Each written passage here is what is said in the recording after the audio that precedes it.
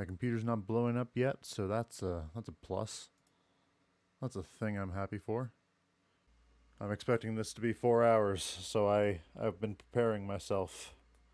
So I'm in the study right now, I believe. I think that's what it was called. Yeah. Alright.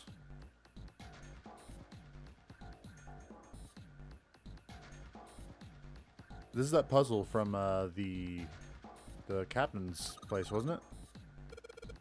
Yeah. On.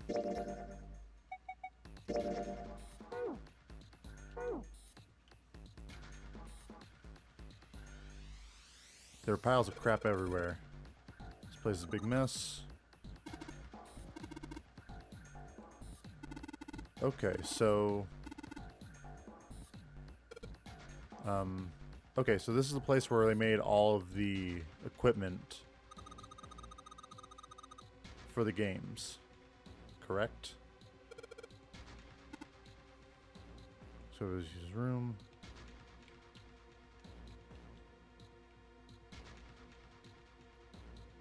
There's a control panel from the big screen. D6, 1F5, 9B, all. So it's Sudoku.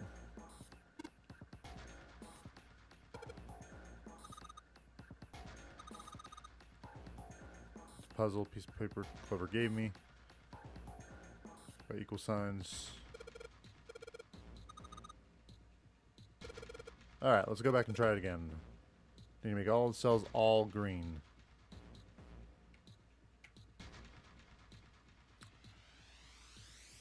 What?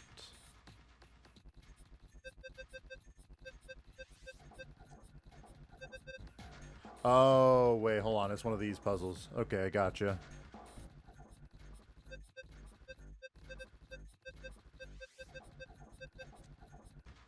Make all the red squares green. Yeah. Okay, that's all nothing.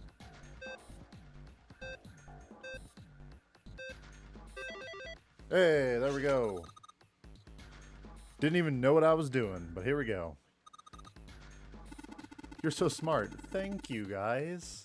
I feel so proud of myself now. Whoa, don't get cocky, kid. We don't have time for that. Look at this. Check out the right edge of the control panel. Let's slip and some came out. A cross emblem. Okay. Don't exactly know what to make of that. Okay, now I know exactly what to make of that. I need the 4 crosses, so I need to solve 4 puzzles in here. Something up front that looks like a compass. First figure out which squares need to be off, then you can work. Holy shit, what the f- Thank you. I have stupidly good luck sometimes. Examine the pipes multiple times. Funny dialogue. Alright, I'll do that in just a sec. I guess you weren't there, Clover, but I solved a puzzle like this in the one in the wheelhouse. Just need to do the same thing here. The important part is the nautical table I just found. Okay. Show me now. Okay. But just touch the direction I wanted to turn. The compass will turn in that direction. I just gotta press stop when the compass is pointing to where I want it. Alright, I gotta look at the hint. So, southwest, southeast, northeast, east, north, east. I am not going to remember that. Alright, there we go. That should help. So.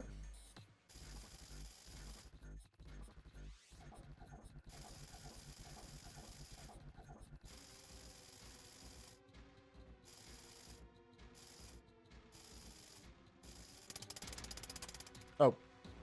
I missed. Okay. I missed. I'm doing it right. Yeah, but I missed, so I'm going to do that again.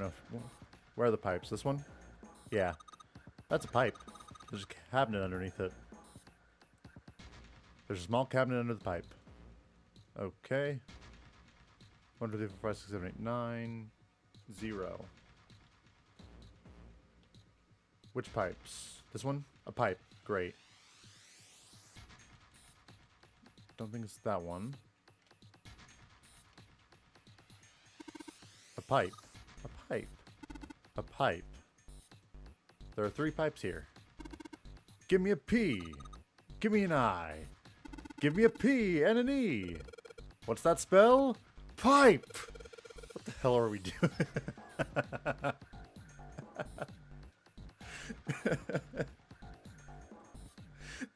I love this game. Why do I always fuck Yor and Europe?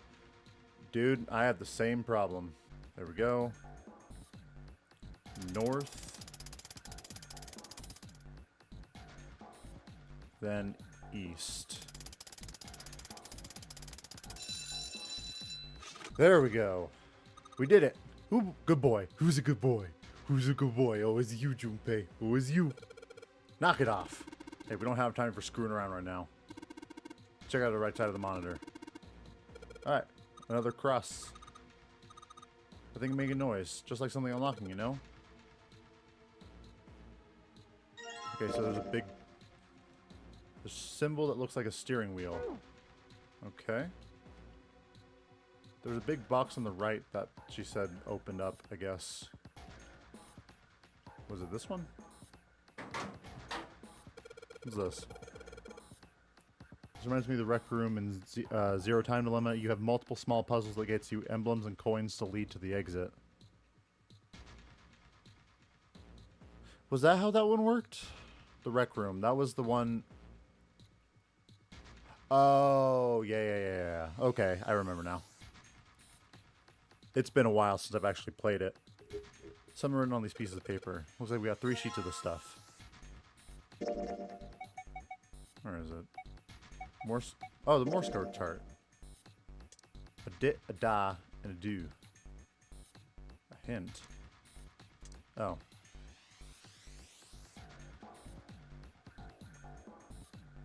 Yeah, I remember. Okay, Morse code chart. Okay.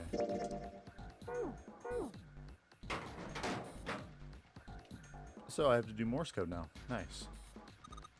Pretty impressive mess. We try and search every one of these. We're going to be at it till the cows come home. Well, that doesn't seem too bad. We won't have to go bring them in ourselves then. Don't you get smart with me, kid. How will we deal with this area later, okay, guys? How old is Snake supposed to be? He looks like he's like 30. Or like 25 at least. Maybe we should try something more promising.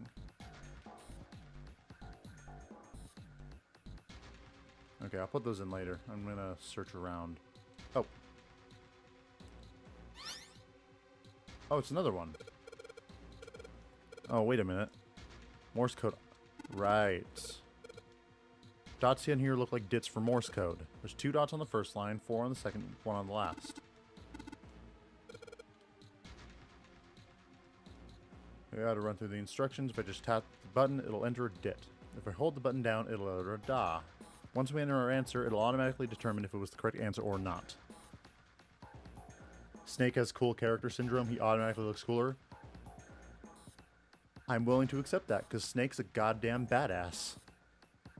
He got mowed down, and he just kept going. He didn't even know, like, he couldn't even see the dude. But he still, like, went at him like a fucking zombie. I will always have respect for Snake in my heart. I can also switch the code sheets I've got by touching 3 cards. Okay.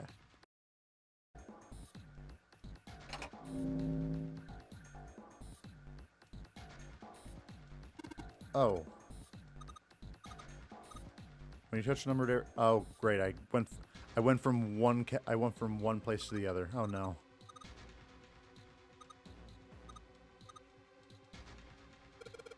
I still don't really get it. Okay, no. Don't even practice me perfect. Digital roots. Okay. Okay, you can't use the number 9 because number 9 wasn't in any of the doors. So, who went through the 6th door? Then 7.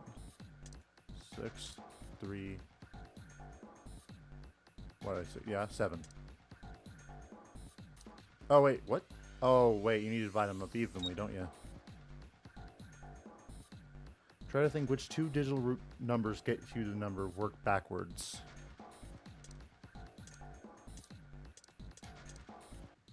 Wait, I have a calculator, don't I? Yeah, I have a calculator. Let me see this. Okay. So let's just, for shits and giggles, 1, 2, 3, 4, 5. Okay. Then 6, 7, 8, 3. Okay.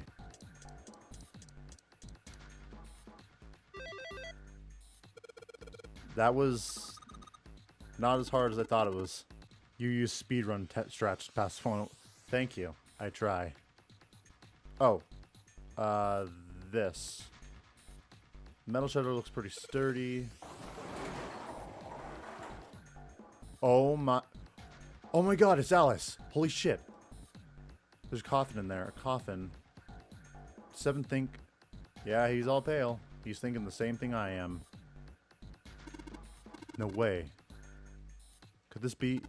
I'm sorry, but what's going on? It's a coffin. I wonder if there's a vampire in it. Clever and Snake don't know the story. I can't bring myself to tell him. Snake's touching it. All ice. Ah, the 2 machines. Holy shit. Man, this is serious. Oh well, let's open it, shall we? Clover, if you can give me a hand. Oh my god, are we gonna see Alice? Ready? 3, 2, 1. Ha! No luck. Doesn't seem to be ready to open. Alright. No, what's wrong? I think I'll just pass on this one, okay? Very well, we just have to give on the coffin for now. Coffin. Alice sleeps in a small yep.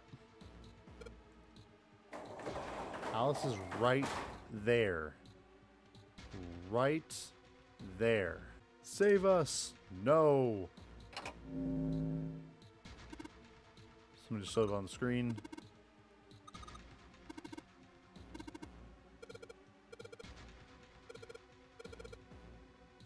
A picture is worth 1,000 words. Isn't that a picture worth 1,000 words? Shut it. At least I'm trying. Not. Oh, so I can't use the 9 and the 1 now. Ooh. But it's for 1 and 7. And for 7, I guess that's 7 plus 3 is 10. Plus 1, 9, 10, 11. Yep. Okay. No? No. What makes 10? 3 to 5 numbers as the doors. This combination will not open the door. 7 plus 3 is 10. Remember, the 9 does not change the digital root.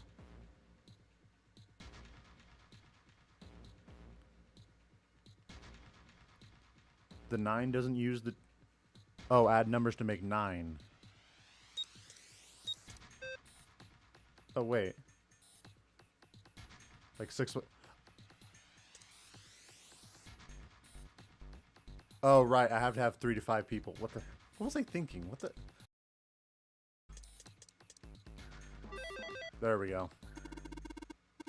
There's only 2 left. Okay. Now, the only problem is I still have no idea where to find the slip for this puzzle. Or did I already find it? I'm pretty sure I already found it. Yeah, that puzzle was a lot easier, though. This one's pretty tough. I see. By the way, the answer to that puzzle, I heard A, L, and L. That would be all, correct? What about it? Well, I thought perhaps that might be a hint.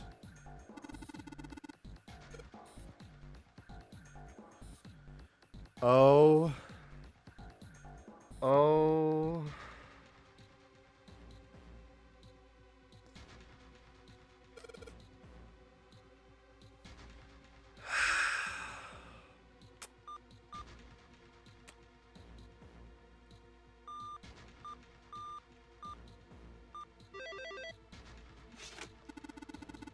I feel like the biggest idiot in the world. Because now all the hints you just gave me clicked into place.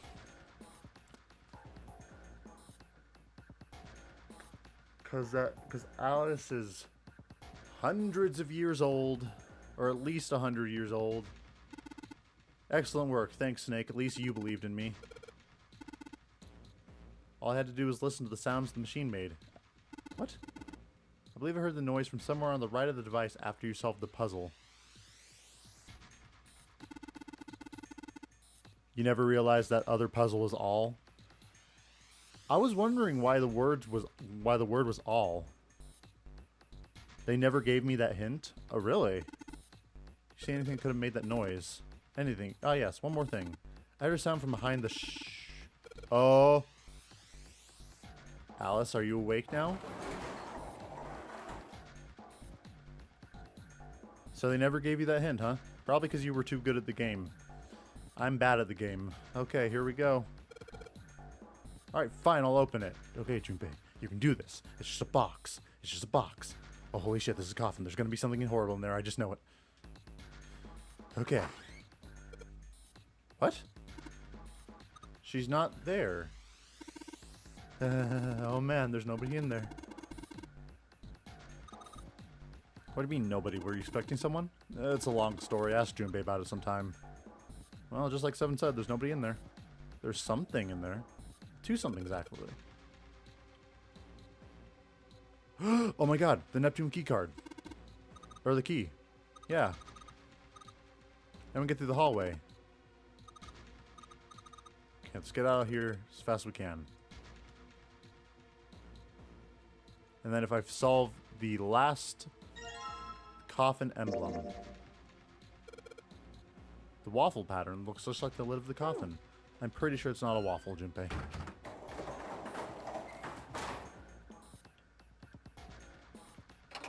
Alright. Junpei, don't you think maybe that's the wrong emblem? We got numbers in there too. 1 steering wheel, 2 cross, 3 mysterious circle, and 4 waffle patterns. That's the order they're in. You've already put the steering wheel and cross in, so the next would be... Oh. Is it numbered? I don't see a number. Okay, so now I just gotta find the mysterious circle. It's right here. How did I miss it? Like, honestly. Okay, yeah. Yeah. It was the Morse code one. I don't know, it didn't click in my mind. There we go. Looks like the rules are the same. Okay.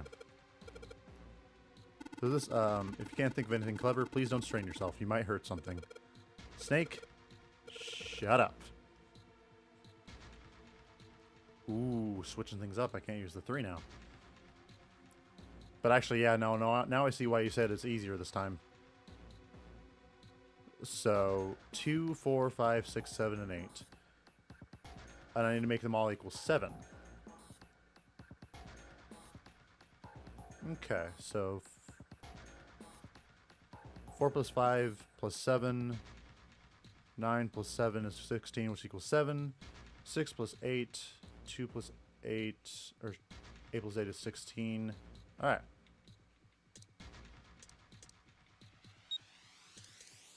Nope, didn't mean to click that. There we go. Now I see why you said it's easier with the less numbers there are. And here we go. Probably the last one.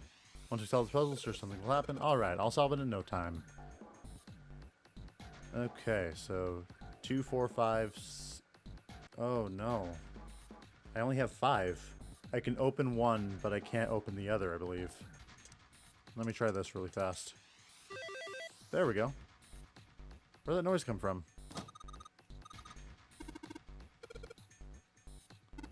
Alright, I heard as well, from the bottom left corner of the desk. Oh, there they are. A picture? In the drawer was a single picture. He picked it up. It was a photograph of 4 men. Why are there no voices? What the hell? What have you learned about 9 from Ace? What have I learned about 9? I've learned that... What did I learn from 9 of Ace? Oh, wait. That... The 9-door... Man. 9 doesn't affect anything you were allowed to enter. None.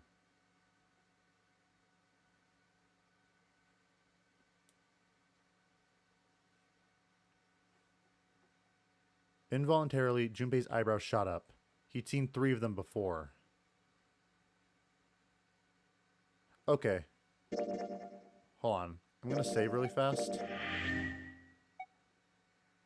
I don't know why I would have turned voices off. What the hell? The Nonary game. The Nonary game. There we go.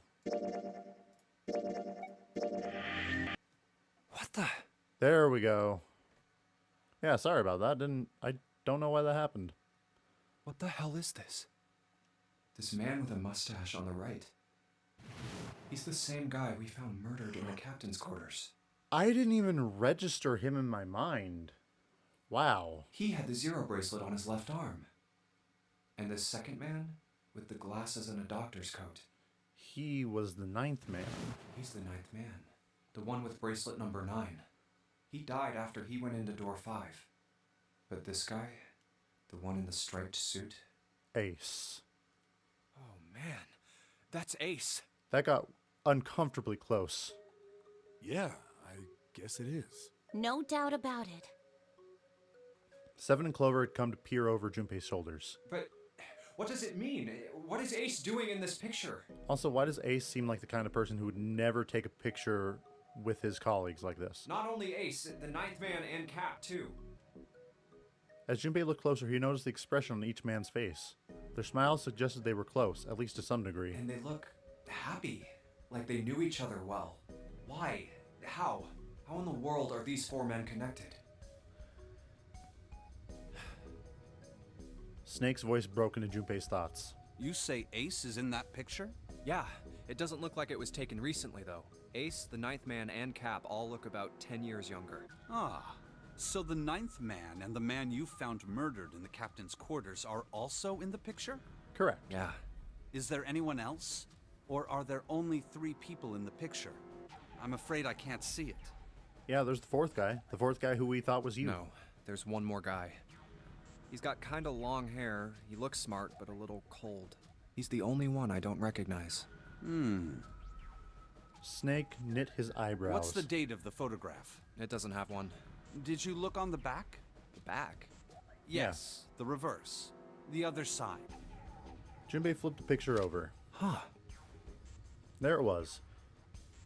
To be precise, it wasn't a date, but it certainly was significant.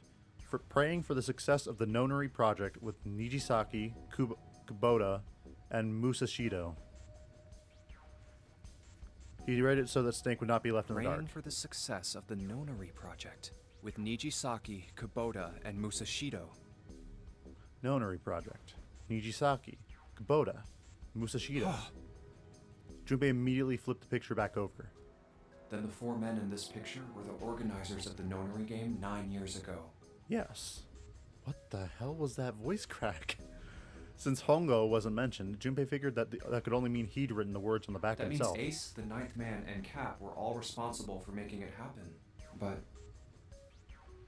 I feel like I should be more shocked about this. He's not shocked because he already knows. It's almost as if that's just how things were always supposed to be. That their true identities did not come as a surprise was what Junpei found most Why? surprising. Why am I not surprised? Ace was the one in charge of the Nonary project. But why? Why am I so calm? He's so underwhelmed. It's like I already knew. Ah, of course. I understand now.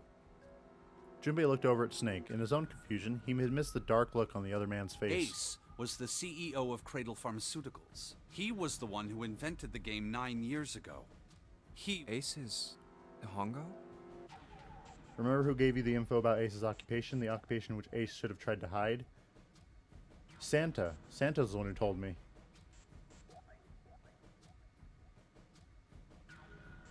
Even as he asked, Junpei felt as though he'd already known.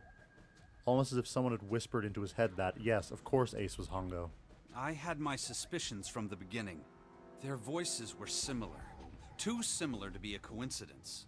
I could never forget his voice. It was the voice of the devil.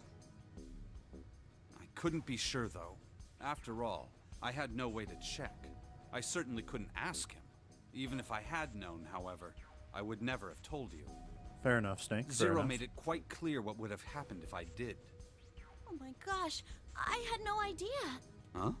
I didn't know that Ace was Hongo. Oh, yes. I suppose you wouldn't have. 9 years ago, you were in Building Q in Nevada. Correct. You were. But Hongo was in the Gigantic with us. Why would Ace put himself in that kind of danger, though? I know. That's why I didn't know what Hongo looked like. Doesn't make sense that he told Santa. Which means...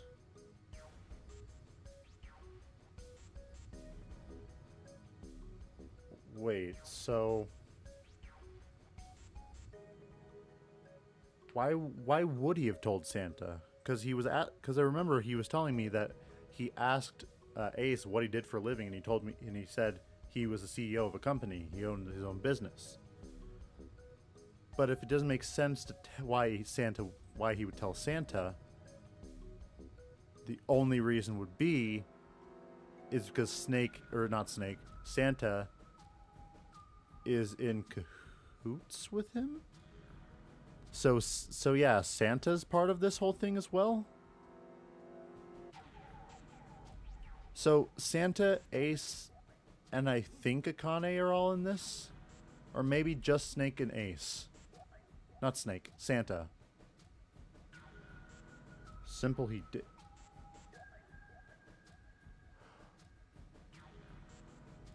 Oh.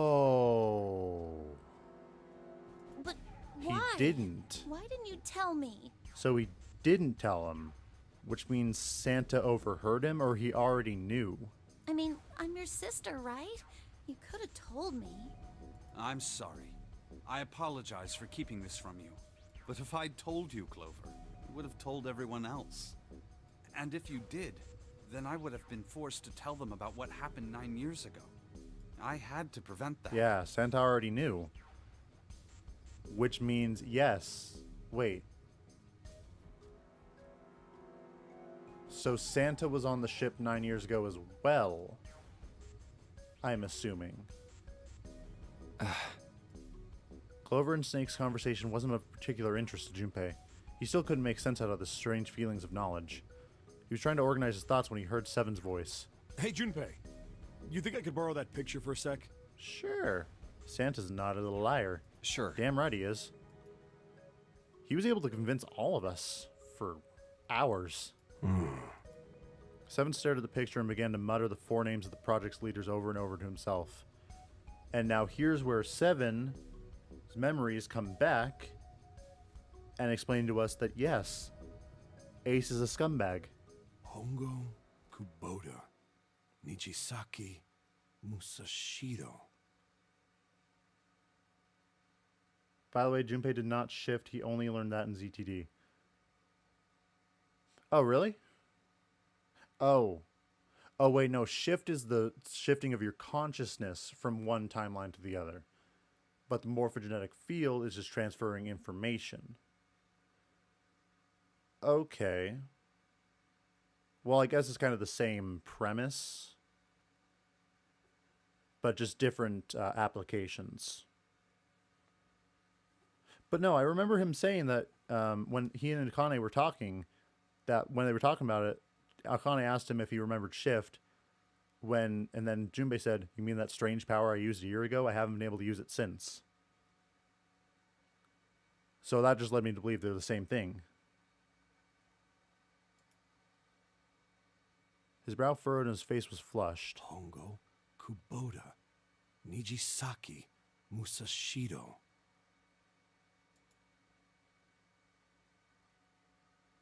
You can't do it with your Santa.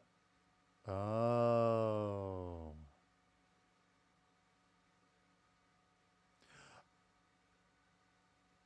Okay. Okay. I've realized now. Or I may have realized. Because every time I say that. Yeah, so Snake, or not Snake, I keep getting that confused. Santa was the transmitter, and Junpei was the receiver. They never said that in ZTT. What? Hongo Kubota Nijisaki Musashiro. Didn't they? For my sanity, I'm going to go check on Zero Time Dilemma really fast, so... So what I told you was true, from a certain point of view. Seven shouldn't have known their names. After all, he hadn't been there when Junpei and Snake had spoken of them in the library. But as Junpei watched him pace, it was clear that he did know them. Hey, Seven, do you... Shut it. Just be quiet. Okay, fine. Jeez, calm down. His eyes were red, and Junpei could see sweat beginning to bead on his forehead. I'm this close to remembering. This close. Where there is shadow, there is light. He was sweating heavily now, but his lips were dry. Hongo Kubota Nijisaki Musashiro. Where there is no shadow, there is no light. Cradle Pharmaceuticals. Nonary project. Seven remembered. Then he stopped. Seven set down the picture and looked at the red light near his feet. His eyes narrowed. Then suddenly his eyes went wide and he shot up straight. Shit. What? What's wrong? Holy shit, this is nuts. What's nuts? I remember Remember what? everything. Everything? Yeah, I remember all of it. My memory's back. I remember what happened before I got snatched. Seven's voice was filled with excitement. What? Shock and excitement had frozen Junpei in place, along with Snake and Clover. Let me tell you what happened. Okay, tell me. Seven hastily drew a shaking hand across his mouth and began to speak. Like Snake said, Ace is Hongo from the right. The other three are Musashido, Nijisaki, and Kubota. Musashido was the man with the cash. Nijisaki was Hongo's right-hand man. And Kubota developed the actual technical details of the experiments. Yes. Realization began to dawn on Junpei along with a pressing question. How do you know all this? Come on, man, I told you, I finally got my memory back. No, that's not what I mean. I'm trying to ask you why you knew all this stuff in the first place, before you forgot it. Because he was a cop investigating this shit. Seven rubbed a scar on his chin. You really want to know? Well, no, I want to, live in ignorance, even though I already kind of know what's happening here. Of course. Me too. Snake was the only one who didn't voice any sort of agreement. He looked at Junpei as if he was simply waiting to see where Seven's sudden recovery might take them. This is gonna take a while. Hell, it'll probably take me a good 3 days to tell you everything. Well, we don't have 3 days. Give us the abridged version. Spark notes that shit. Just give us the short version, all right? Short version, huh? The big man pulled off his hat and scratched his head. He made a face and put his hat back on. All right, fine. I'll give it a shot. No promises, though. Junpei and Clover nodded earnestly. I'm a detective. It's a little awkward to say this about myself, but you could probably consider me a lone wolf type. I hold to my own code, as I think doing what's right is more important than doing what you're told. That's why I followed my gut that night. A slim lead brought me to the wharf. It was 9 years ago. Yep. The wharf had been cold as fuck, and I could barely see squat. I was investigating a mess of kidnappings, all of them children. It all had one thing in common. A history of visits to one particular hospital. A hospital under the management of Cradle Pharmaceuticals. Yeah. My investigation had turned up evidence that Cradle had been involved in the kidnappings. After a little sweet talking, I managed to finally get a real lead from someone inside Cradle. My source told me this. Tonight, a ship is set to take the children to a large passenger liner docked offshore. Okay. So I headed to the wharf. From the shadows, I searched the harbor until I found the ship he was talking about. There was a bunch of movement near it. Men in black suits, many of them carrying large bags. The bags. There was something about the way they moved as they were carried. Yeah, so we're okay, so we're going to see what happens after. So we learned the partial truth about him when in No that doubt about it. emergence room. There were human beings in those bags. I moved before I realized it. I came out of hiding with my gun already in my hand. Don't move. I felt metal touch the back of my head. Drop the gun. I could kill you right now. It'd be easy to get away with it, too. Oh, Just jeez. tie an anchor to your feet, and no one would find you for a week. That what you want? The fish here would love a meal. He kept digging the cold metal thing into my skull. There was nothing I could do. I did what he said and laid my gun on the ground. Then suddenly, there was a sharp pain in my neck. A needle. This will be a long story.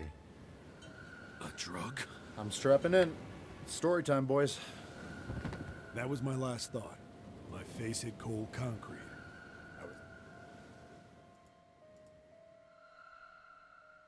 I woke up on a hard floor. Damn it. Shit, my head hurts. I did a quick once-over of the room. Where am I? A small, shabby bed. You're out for a dirty couple minutes? sink, Alright, I'll see you when you get back. a toilet with no... I'd seen it countless times. I'm in a cell, huh? Okay, I'm Facing the gonna toilet was a door set into the wall. I was still pretty woozy, but I made my way over to it. I pushed and pulled on it. 7 will keep you busy? Yes. It won't He open. certainly will. Not like I expected much else. Would be dumb enough to put me in a cell and leave it unlocked. Threw myself against the door a few times, but it wouldn't budge. I knew it. I gave up and made my way back to the bed and sat down. Huh. I sat there for a very, very long time. Who knows how long. Long Then, enough. I heard a faint voice. The voice was far away. I couldn't understand what it was saying, but I could hear one. It was pretty high, probably a little kid. Huh? Okay. No, it was several. I hear 5 or 6, maybe more. Maybe 9. Where? Where are they coming from? Where? I pressed my ear to the wall and tried to listen through it. No, that's not it. Left. It's coming from under the bed? I hauled on the metal frame and flipped the thing over. And there it was. The The vent. bed had hidden an air vent under it. The hole in the wall was covered by a metal grate. I dropped flat on the floor and peered through the grate. Oh, I jeez. knew it in my gut. This was where those... Hold up. Yeah. Why are there kids here? But then what my inside man told me popped into my... Tonight, a ship is set to take the children to a large passenger liner docked offshore. Whoa, whoa, whoa. Am I on that ship? Yep. It didn't matter. I'm not All I talking knew because was I'm I just had to like get to trying those to absorb kids. this information. This is insane. I checked But out I the already middle know. right. I already know most of this. I just don't know what happens after this. I stuck my If fingers it- in and grabbed. And then...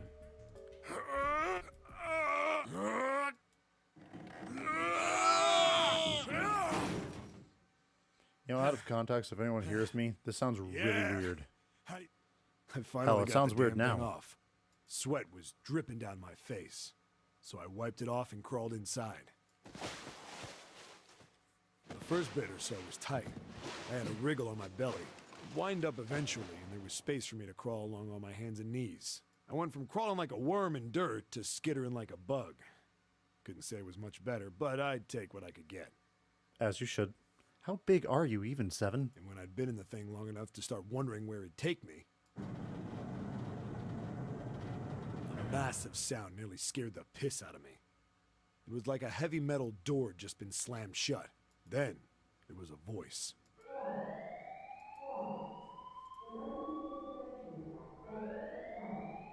What?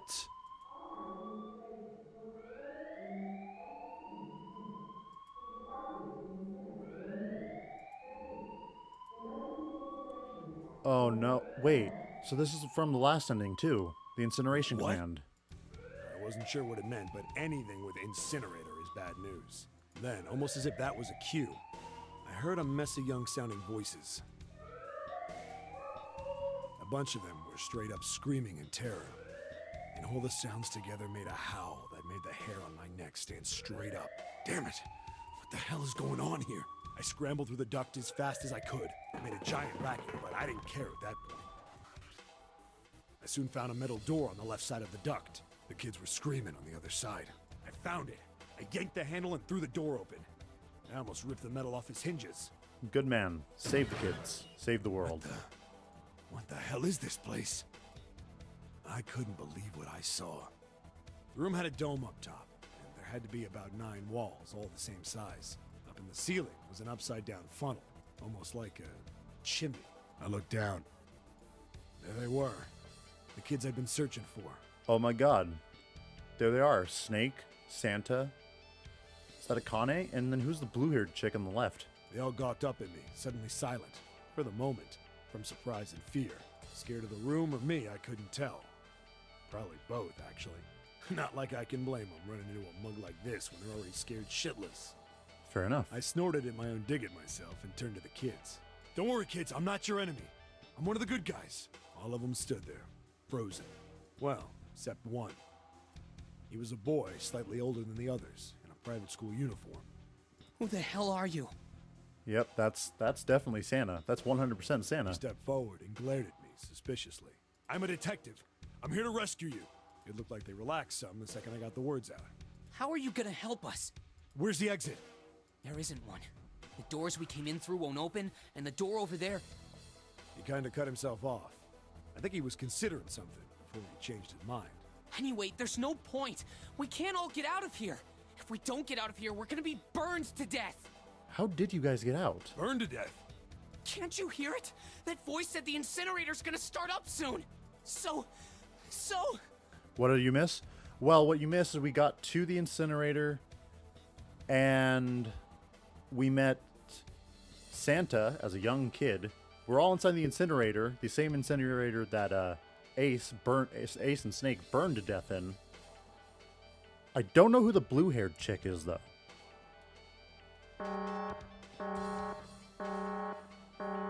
So, not much, The really. voice spoke again. Incineration will begin in 15 minutes. They only had 15 minutes. I looked back down at the kids. Looks like a good 20 or 30 feet to the floor. No way I could pull them up. Too big of Yeah. a distance for any of us to reach. Teenage Santa. I was about to say Satan. Teenage Santa. Imagine a more edgy Santa. What the hell was I gonna do? But then I got an idea. Wait right there. I'm gonna be right back. What? Where is he going? Are you just gonna leave us here? By the way, I'm pretty sure that girl in the pink shirt is Akane. They just got frightened again. I'm not the best at that kind of thing, but I tried to reassure them with a smile. Don't worry, all right? I'll be back, I promise. So just stay calm and wait right there. Got it?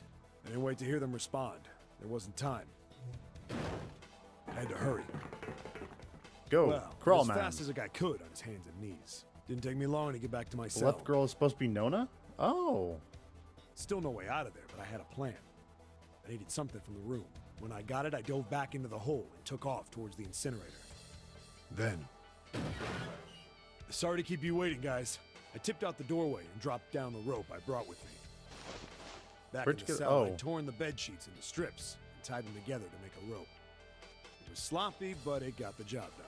All right, just tie that around yourself, okay? Nona's Pull gonna you up one get at a time. burned to death, isn't she? She's not gonna make it. Right! No, wait. No, Nona made it out. Nona made it out, Snake made it out, and Santa made it out, but I was told that Akane died. Wait a sec. Something was off. There were more of you before. Where'd the rest of you go? Wait, what? The boy in the uniform answered. I let them go on ahead. We opened the number 9 door and they left. What? You're telling me you opened that door? That's what I said. Then what the hell are you doing here? We couldn't go with them. Why not? Look, the only people who can go through the numbered door... He was in the middle of explaining when... How long was that? Because it took him 3 minutes to get there, 3 minutes to get back. Incineration will begin in 5 minutes. Holy shit. the wall shook a bit from the voice bouncing around. Look, that can wait, all right? Just get us out of here! Right! I grabbed onto the rope. First one I pulled up was a girl with a ponytail. Next was a girl with a red necktie. A boy in a jacket came after. He said he'd climb up on his own. The boy in the uniform was the last up. Like the other kid, he climbed up the rope himself. He looked pretty scrawny, but I guess he was stronger than he looked. He moved fast, but when he was almost to me, We heard some knocking. Everyone looked at the door. It had a thick, square window set into it. On the other side, an angry face was staring in. God damn it! What's going on here? Jesus Christ, Ace. Holy... Why is the room empty? Where the hell are those fucking kids?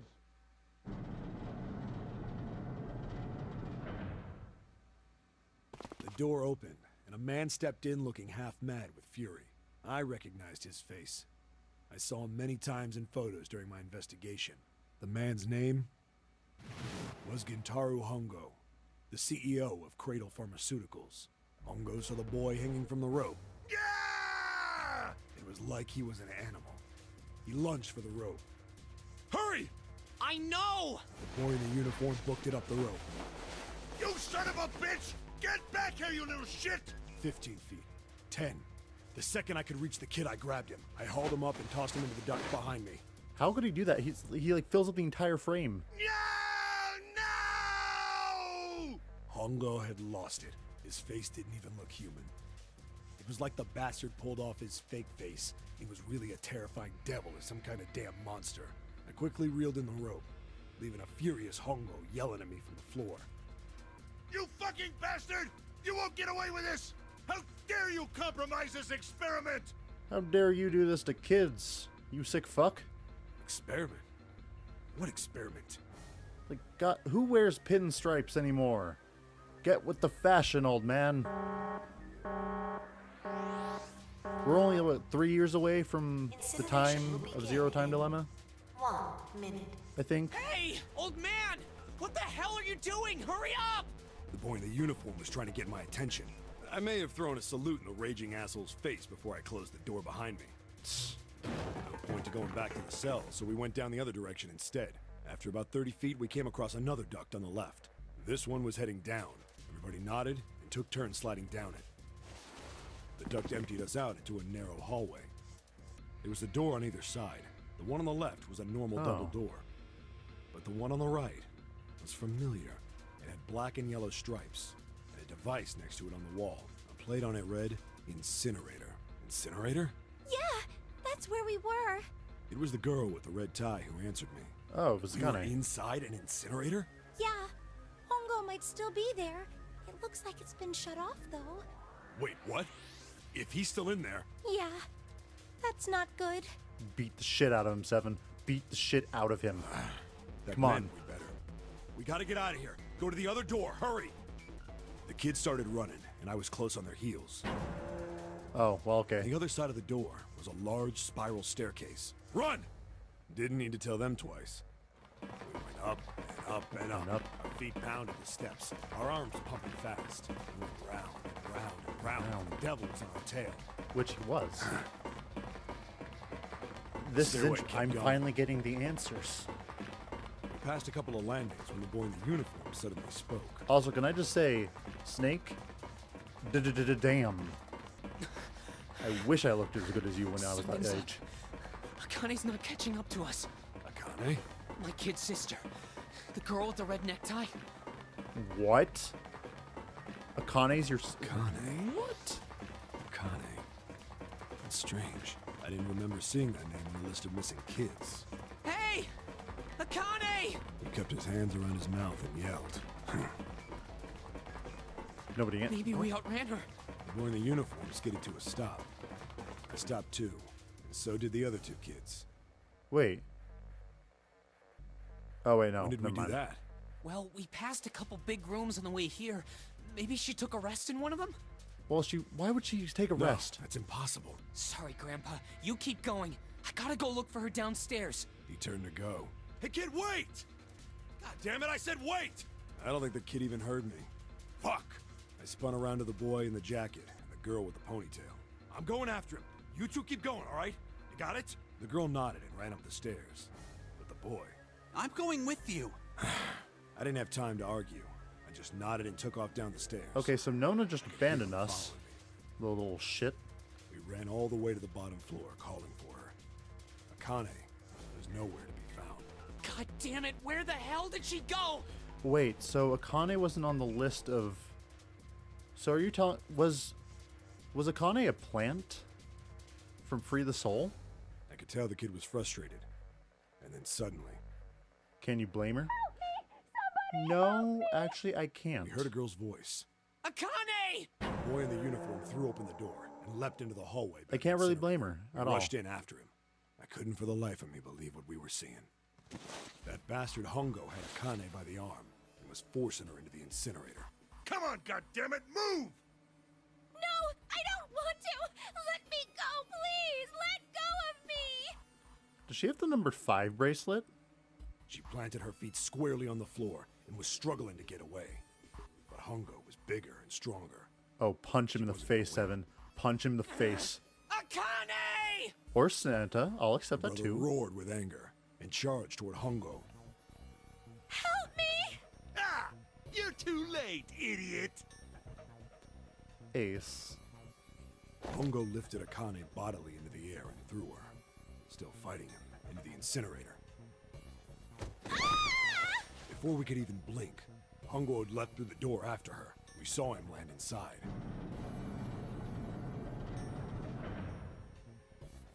And then, the door slammed shut. We ran to the door. We did everything we could think of to get the thing open. But Ah! Fuck! It's no use! The goddamn thing won't move an inch! he started slamming his fists against the door. He was close to shattering his knuckles with how hard he pounded on it. Akane! Akane! Are you okay? So what happens when... Because nobody knows Akane's actual name in this. They all call her June, except for Junpei. Her voice was muffled, but all of us could hear the sheer terror in it. What should I do? I think I'm trapped in here. Where's Hongo? He went out the other door. What? Warning. Warning. Emergency incineration command has been acknowledged. What? Automatic incineration will take place in 18 minutes. Fuck. Please evacuate the incinerator immediately. Repeat. Emergency incineration. No. Are you fucking kidding me? It's the same damn thing! Are you there? Yeah, we're here. Just hang on, alright? We're gonna figure out a way to save you. His words would have seemed like a sick joke to her if she'd been able to see how white and bloodless his face was right then.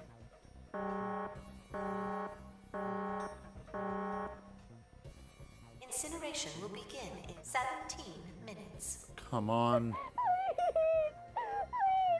me! This is tearing at my soul. Really scared. I don't want to die, please. I don't want to die. I don't want to die. It's gonna be alright. I'll figure something out. I promise. I promise, okay? You hear me? I promise! Why does everyone around Akane, like, become an asshole after they grow up a little bit? With Santa and with Junpei in Zero Time Dilemma, she's like the catalyst for, like, an asshole transformation. I'm not blaming her. I'm just saying that she's the catalyst. It was torture listening to her sobbing on the other side of the door. Her brother was nearly crying himself. He could only stand there, fists clenched so tight his knuckles were white. Yes, she does. Thank you. Thank you for agreeing. It was silent. All they could hear was the creaking of the boat as it shifted in the water. They waited and waited, but Seven didn't continue. What happened then? Junpei couldn't wait any longer. He had to know. Seven looked at the Come floor. on, man. Put yourself in my shoes. It doesn't end good. You think I want to remember that? No, but Snake knows. He already told us. Then... Yeah. Shit. If I'd known it was gonna be like this, I almost wish I hadn't remembered. Seven shook his head. But there was something Junpei had to know. Hey, are you sure? Huh? Look, I don't want to ask this either, but there's something I don't get. So if you could just tell me, did that girl, Akane, really... Seven stared straight ahead at nothing. Yeah, I'm sure. There wasn't anything we could do. After a while, the countdown ended, and we heard something burning. The fire stopped, but we still didn't move. Me and the jacket kid were frozen. The boy in the uniform collapsed as if he couldn't hold himself up anymore. A few minutes passed. The door opened.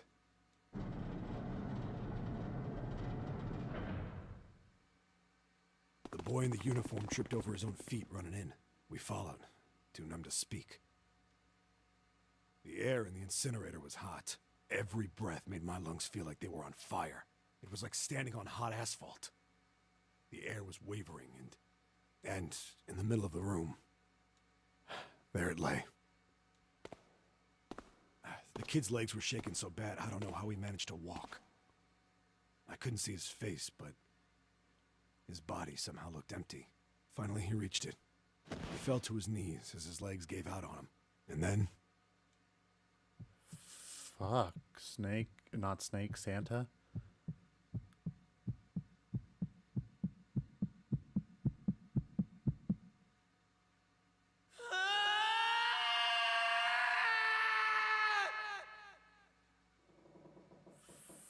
Fuck.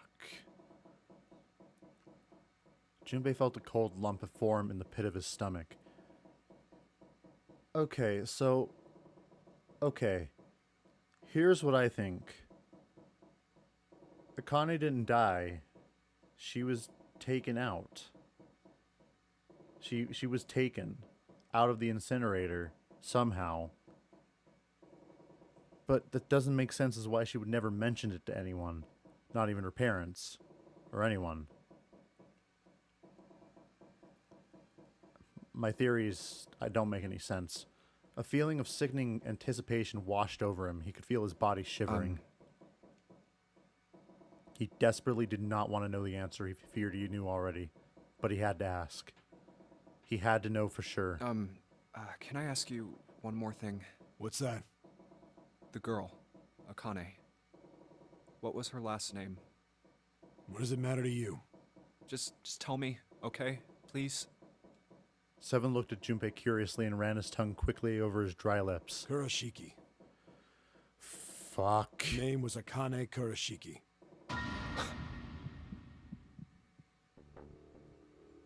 Something inside of Junpei stopped.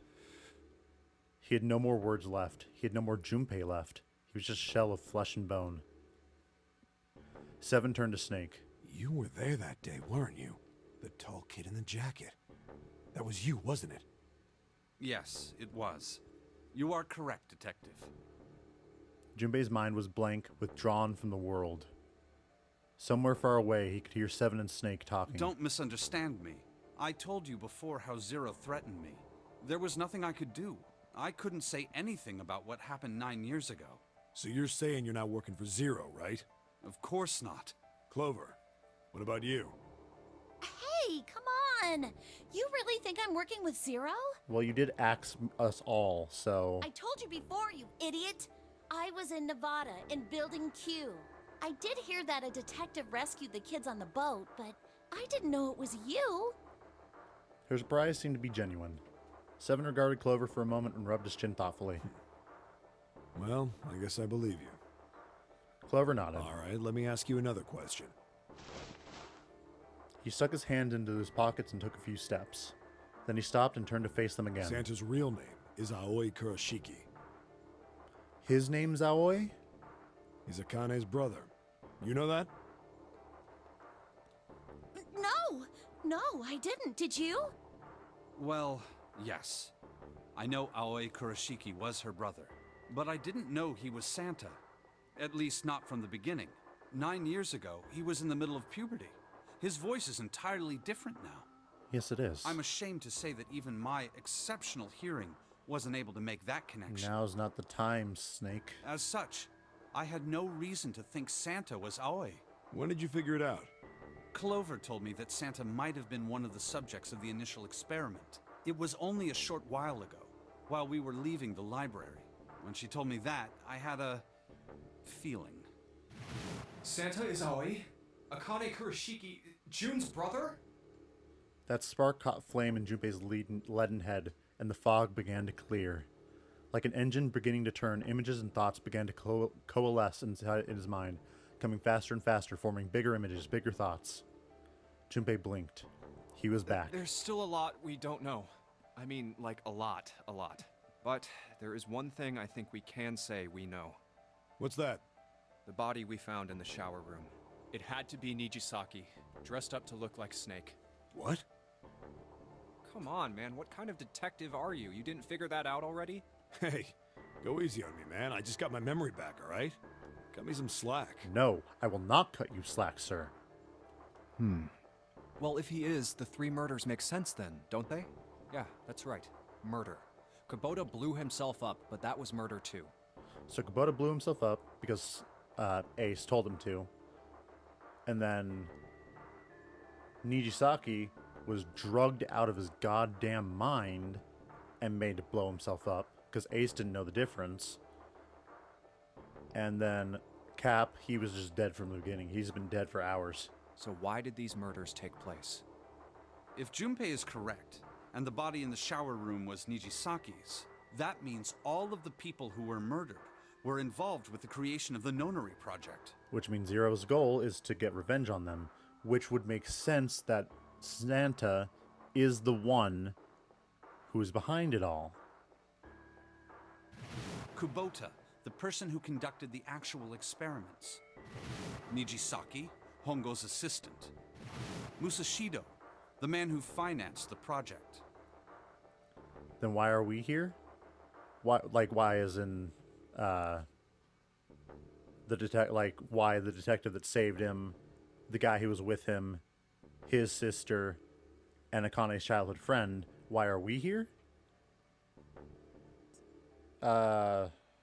He's probably just mad at all of us because we didn't, or at the very least, the only one really here who has no connection to anything Nonary Project related is Junpei, because he had nothing to do with the initial experiment 9 years ago. The only connection he has to that is Akane. And all he knows about that is that Akane Kurashiki died in that experiment. But she was also alive at the same time talking with him. So, why are we here? I don't have a good answer for that yet. You mean this was all just revenge? Santa is Zero. He's getting revenge for the death of his sister. That's why he killed them. Wait, so does Santa recognize that Akane is, Akane? Or does he think it's just a cruel joke?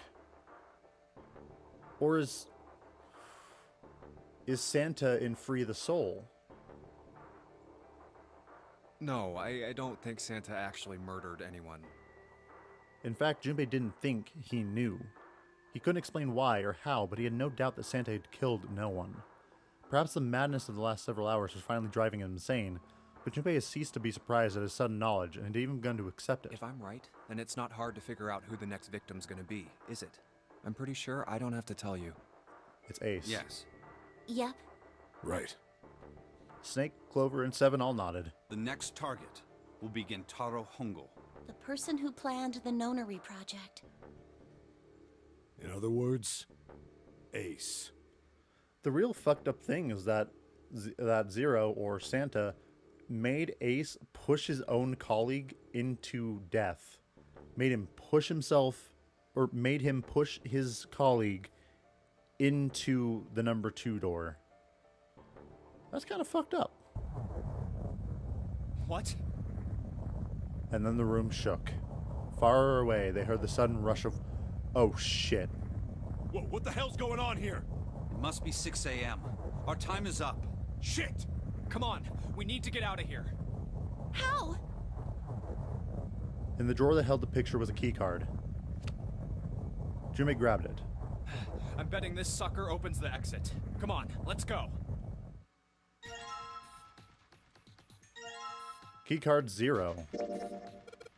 0, 0. God damn it. Zero's just screwing with us, isn't he? Twice, technically. Yeah? Yeah. Oh, yeah. Twice. I was trying to think about what the second time was, and then I realized. It's locked. Yeah, now we can get back to the library. Okay. Let's just go. Now is not the time for this. Even though we spent an hour and a half talking about nothing. At the very least, half an hour. And not nothing. It was actually quite informative. Seek a way out again. Thank you, achievement. Huh. I think the shaking stopped. It would seem so. but we are yet to be out of danger. You're right. Let's hurry. They ran across the hallway, This exit needs the Uranus card, too. straight for the large metal door. Next to the door was Uranus cargo Junpei. reader. Yeah, I know.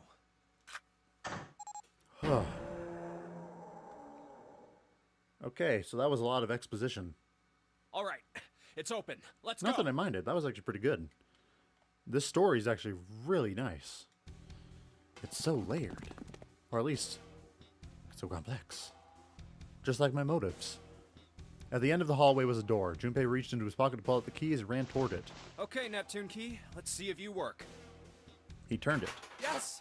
I think it unlocked. The lock clicked. As one, they shoved the door open and poured through it. In front of them was another great metal door. Above it was a metal plaque that said incinerator. Incinerator. So this is the incinerator. This is the first time I've seen it from this side, but yeah, I think so. Then there ought to be a lever near the door.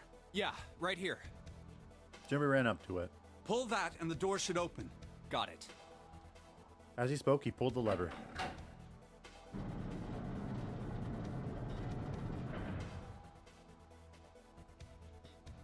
This will be a doozy. Now for the big... Oh boy, I'm getting ready. I've been waiting all my life for this. There was no time Let's to go. waste.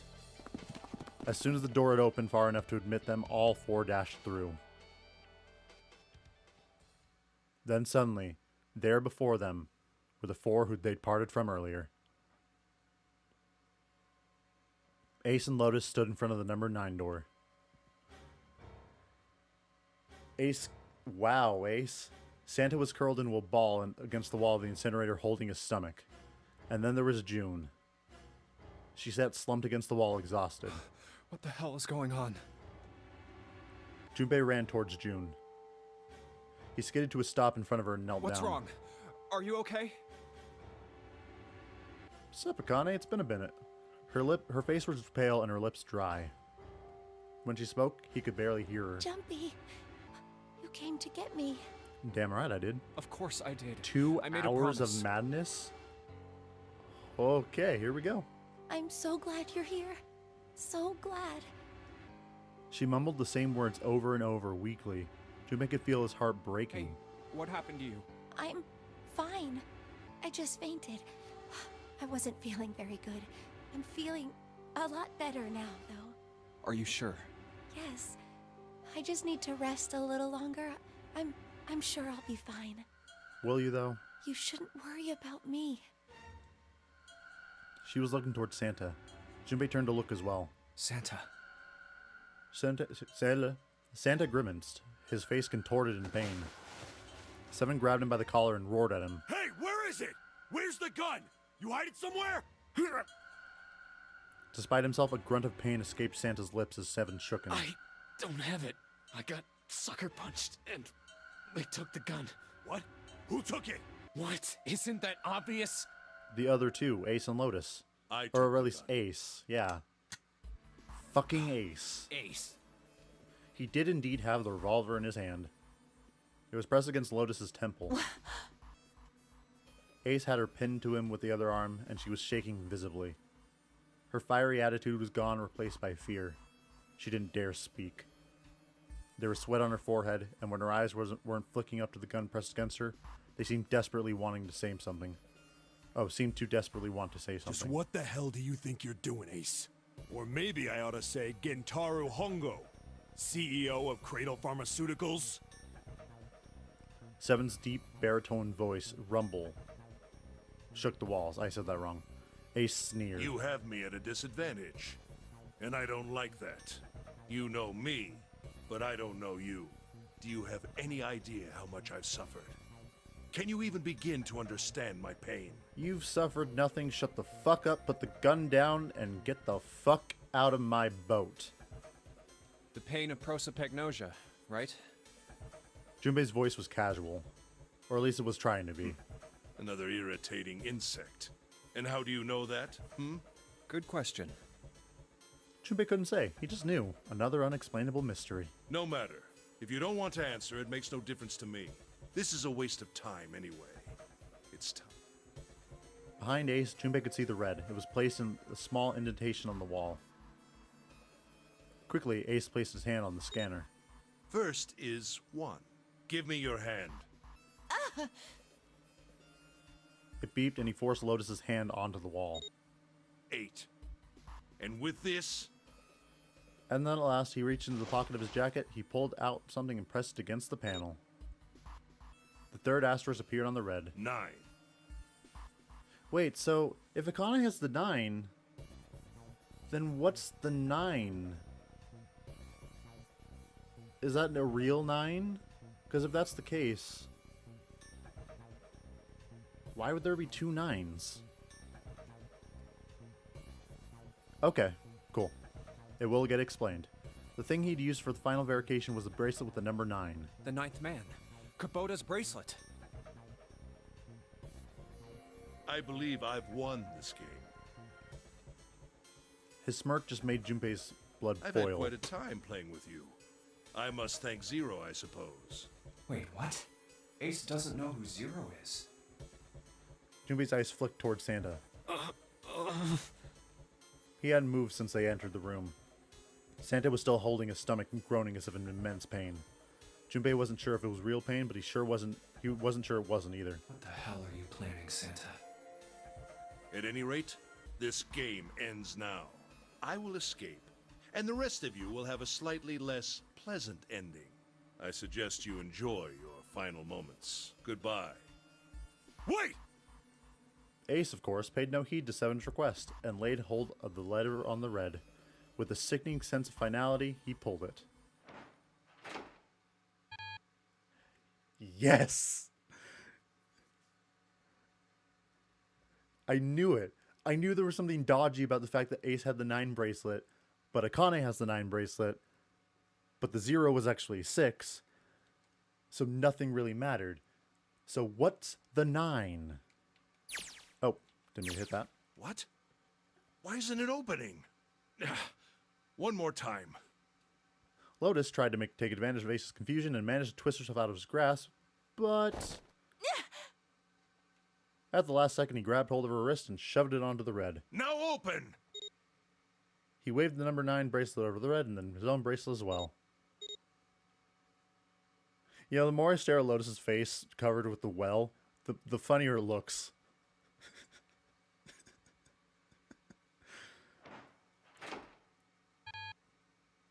No! What is this? Why? That digital route should be 9! It has to be 9! Then why? Why isn't it opening? Would you like a detailed 15-minute explanation of why you're full of shit? Ace's fury and confusion had overridden all other thoughts. He had set down the revolver. It was just below the red. Now! Seven chose that moment to act. He moved far faster than a man of a bulk should have been able to, and he launched that bulk straight at Ace. Yes! It was over before they knew it. In the blink of an eye, Ace was on the floor. He rolled onto his side, groaning in pain. I wanted it to happen, and it fucking happened. Lotus ran straight for Junpei. She darted around behind him and stuck her head out, making sure to keep Junpei between herself and Ace. Oh, that was close. Too close. Thank you, Seven. Don't mention it.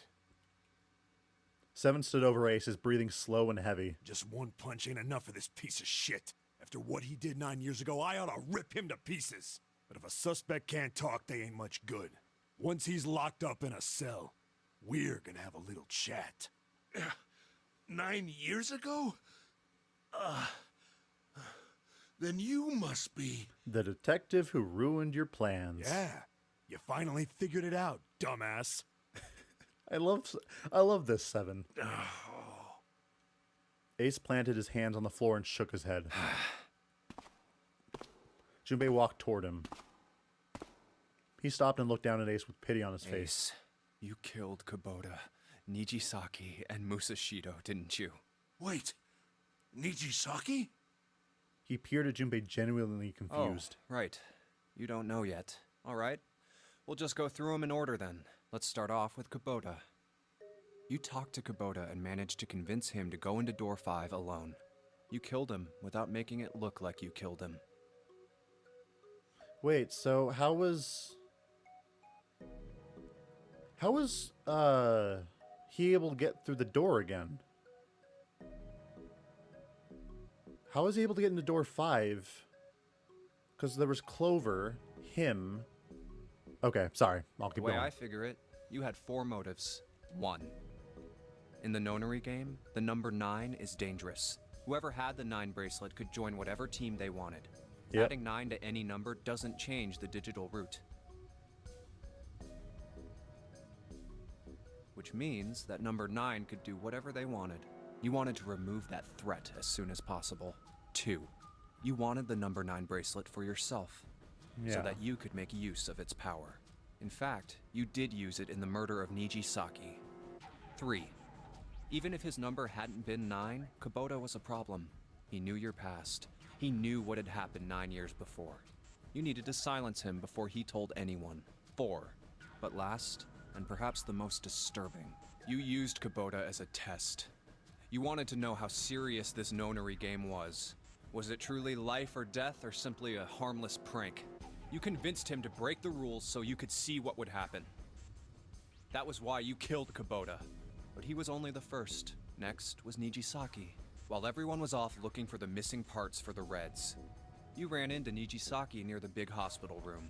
But you thought it was Ace. However, You fool. because of your prosopagnosia, you didn't realize he was Nijisaki. Chiefly because, when you met him, he was dressed like Snake. That was why you thought Nijisaki was Snake. No, that's not... That was Nijisaki? That is correct, my dear Why? dumbass. How did... I'll get to that. Anyway, you thought he was Snake. Snake was one of the kids in your experiment 9 years ago.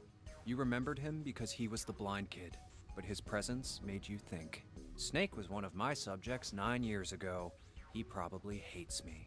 But if that's true, why isn't he saying anything? Is he keeping quiet because he can't see? Or perhaps he's working with Zero to get revenge on me. Whatever the reason, anyone who knows my past is a threat. Before he tries anything, I need to get rid of him. I love That was this when you explanation. decided you had to kill him. The murder weapon was Kubota's bracelet. You just waved it over the red. Verified your own number and then grabbed Nijisaki's arm and forced it over the scanner panel. Then, when the door opened, you kicked him in. 9 seconds later, the door closed. And then 81 seconds passed. And poor Nijisaki was dead. Then you mean to say... Snake is still alive? He is. He's in the room. Actually, he's right behind me, if you think about it. Sorry to disappoint you, but I'm as good as new. Thank you for killing the wrong man, but I can't say I like knowing that you wanted me dead. Although, to be honest, even if you hadn't tried to kill me, I would still hate you very much. Well, I wouldn't blame you. Good man. Ace's self-derision was frustrating, but Junpei kept his emotions in check and continued. Last but not least, let's talk about Musashido's death. When Clover and I were investigating the chart room, you came over to talk to me. Do you remember what you said? Oh, a pocket watch. Might I take a look at it? I handed it to you, and you left the room. You had been in charge of the Nonary project. Of course you would have known the solution to every puzzle, which would mean that you also knew how to get out of the wheelhouse. All you had to do was place the watch in the indentation on the door to unlock it. With the door open, you could enter the captain's quarters. Musashido was there. Conveniently placed next to him was an axe that practically begged you to kill him with it. Oh, really? That's what happened? So it was that fresh? You picked up that axe and buried the blade deep in the other man's chest. One blow was all it took. And then you returned to the chart room as if nothing had happened. There was something I wanted to speak with you about, Junpei. Could you come with me for a moment? Oh, he wanted to silence me. I had no reason to say no, so I followed you to the wheelhouse. When we stepped inside, remember how you slipped your hand into my vest?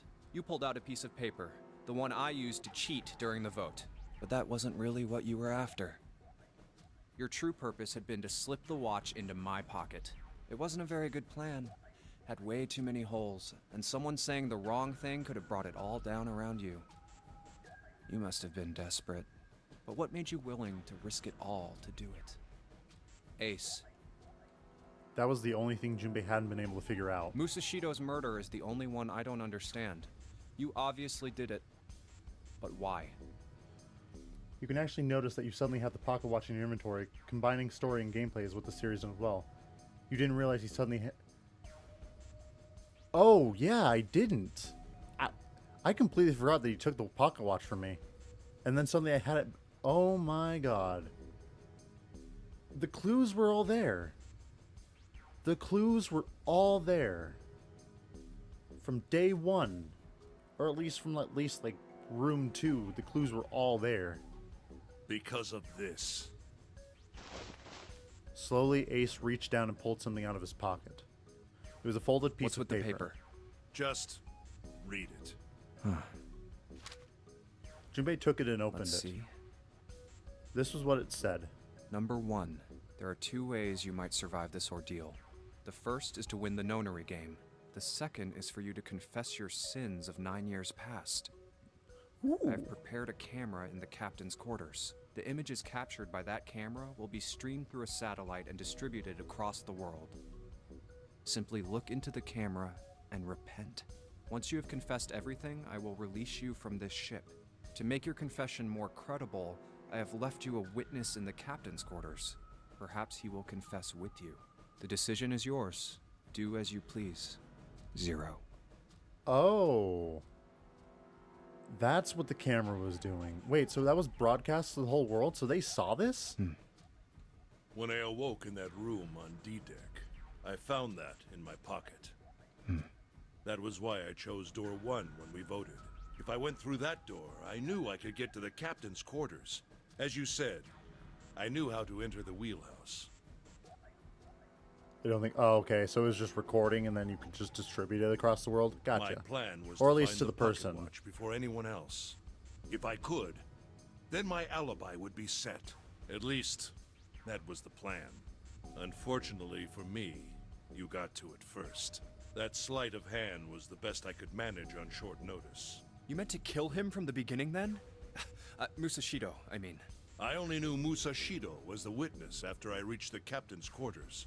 I asked him, and he answered. He seemed groggy. Perhaps he had only just awoken from sedation. I suppose Nijisaki was in much the same state.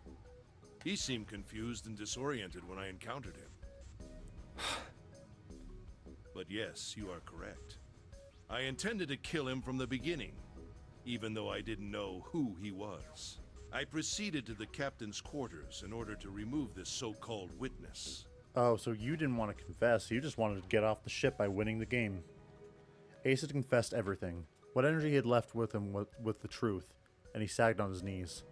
Although he had confessed, his sins were not forgiven. Junpei felt revulsion for the pathetic man on the floor near his feet. But in among the revolution was a hint of pity. After all, Ace had not been the only person who murdered those 3 men. Junpei spoke quietly. Ace, you figured it out, haven't you? You were being manipulated.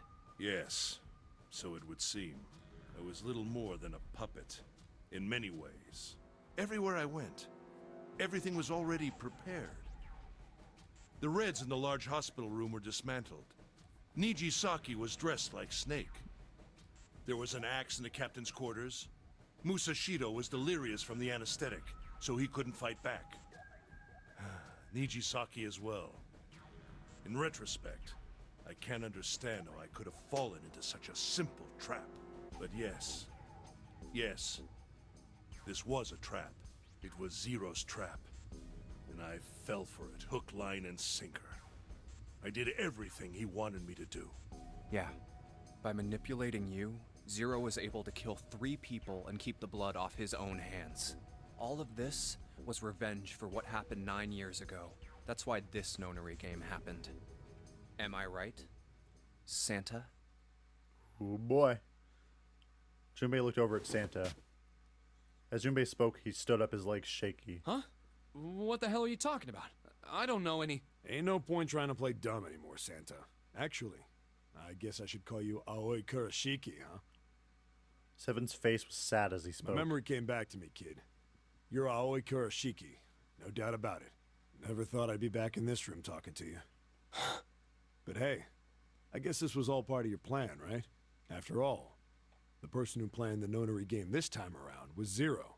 And Zero's you. Looks like you really do have your memories back, huh?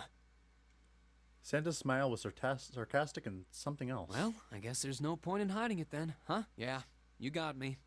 I'm Aoi Kurashiki. I was one of the kids in the Nonary game 9 years ago. I made it out. So did Snake over there. But there's one thing... No, I guess there's two things you got wrong. Okay. Number one... What'd I get wrong? I ain't Zero. What? Oh. Wait, what? Sure, I was helping Zero out, but I'm really more of an assistant, like a secretary. But an assistant's only an assistant. I didn't come up with all this.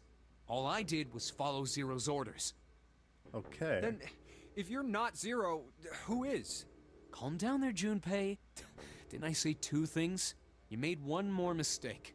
Junpei, you just said all of this was revenge for what happened 9 years ago. That's why this Nonary game happened. But that's not it. Revenge isn't the only purpose. What's the other purpose? There's another reason you guys were playing the Nonary game. I kind of want to know, but I'm at the point where I don't want to know, so I'm going to hit A anyway. To save someone. To save Alice. Save someone? Right. You were brought here to help my sister. To save Akane. What the hell are you talking about? Akane Kurashiki died 9 years ago in this room. I was there. I saw... Suddenly, Seven froze. His eyes went as wide as dinner plates, and he spun around towards June. Junpei followed his gaze. What? Akane, where the fuck did you go? She was gone. Where'd June been? There was nothing. What the hell? Where is she? Where's Akane Kurashiki? Seven began to mumble to himself, a strange series of words strung together as if his mind wasn't functioning properly. His face was twisted with effort, as though he was struggling with something they couldn't see. He gritted his teeth and pressed his hands against the sides of his head. Oh, my head! My head, it feels like it's gonna pop. Seven! What the hell is going on? I don't know, I just... Oh! I swear to God, my head feels like it's about to explode! From somewhere far away, they all heard a deep, heavy noise. It sounded like tremendous wheels slowly beginning to turn. Santa seemed to have entered an almost trance-like state. His words were calm and measured. What was the Nonary Project? I'm sure you know already, but I'll tell you one more time. It was a project designed to test a particular phenomenon. And what was that phenomenon? For two organisms to communicate with one another in the absence of physical contact. The morphogenetic field theory. Could human beings use these invisible fields to exchange information? That was what this experiment was conducted to determine. There were two separate locations. One was the Gigantic, and the other was a building in Nevada called Building Q.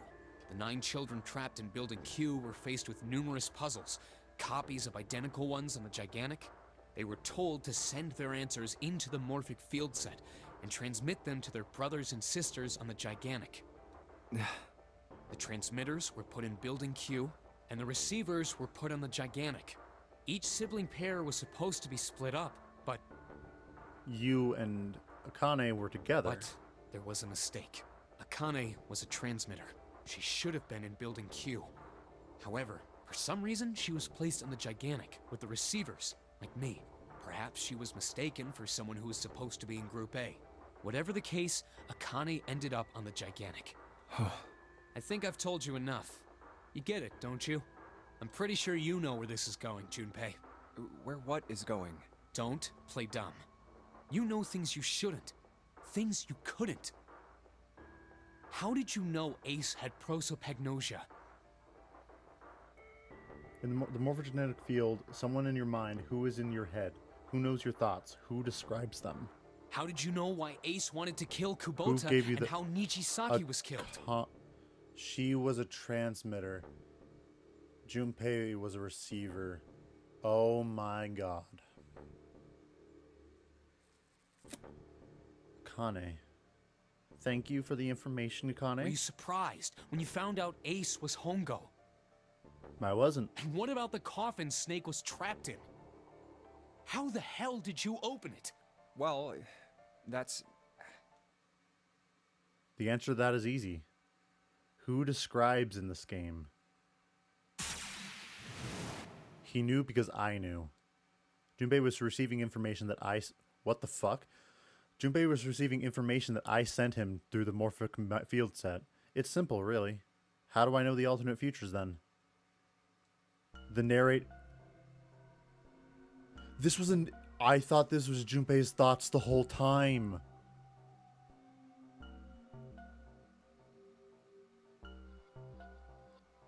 Oh my god. Oh. This fucking fourth wall break. Oh my god. Imagine a river that splits in two, like an upside down Y. The river flows from the top to the bottom, from a single stream into two branches. It only flows in one direction, it can never flow backward. Information is the same way. It moves from the past to the future, but never flows backwards. That's why people at the river's source in the past will never know about those downstream in the future. But the people downstream will never know about one another either. Information only flows along the path of the river. Junpei's face doesn't show when you start Oh my god. Story and gameplay, you just said that. My god.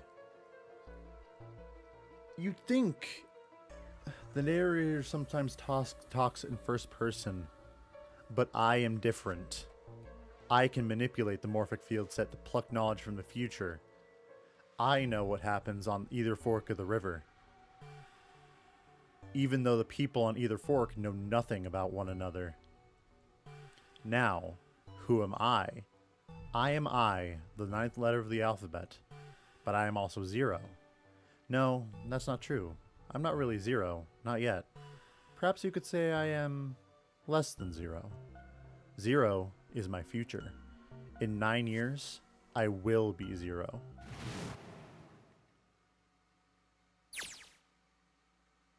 Where did she go? It automatically put me in adventure mode now. June. No, Akane. Where did you go? Santa! Why is Clover... Oh shit. Freeze. Santa's got the gun. Oh god. Looks like he's turned the tables on Ace though. Wonder how he likes having a gun to his head. Get up. Sure isn't about to take that gun off him for a minute, is he?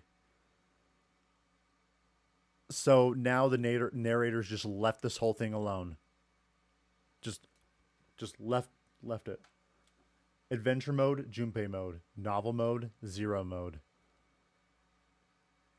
You'd think I could have called that because of Zero Time Dilemma, because something similar happened. But no, I didn't. Oh my god. Holy shit. Ace isn't putting up any kind of fight. I mean, I don't think I would either, but he just looks drained. I guess he's going for the door, huh? That's why you wanted me to play in novel mode this whole time. No face shows when you start a puzzle in novel mode. Nothing, zero. He doesn't need to verify to go through that door, but... Hey, what's your plan, Santa? What are you doing? He can't go through any other numbered door with just two people. What the hell is he thinking? Didn't I tell you? I'm Santa Claus. It's time for me to go make a wish come true. That's it? That's all he's gonna give us? What the hell does that even mean? Shit, they're out.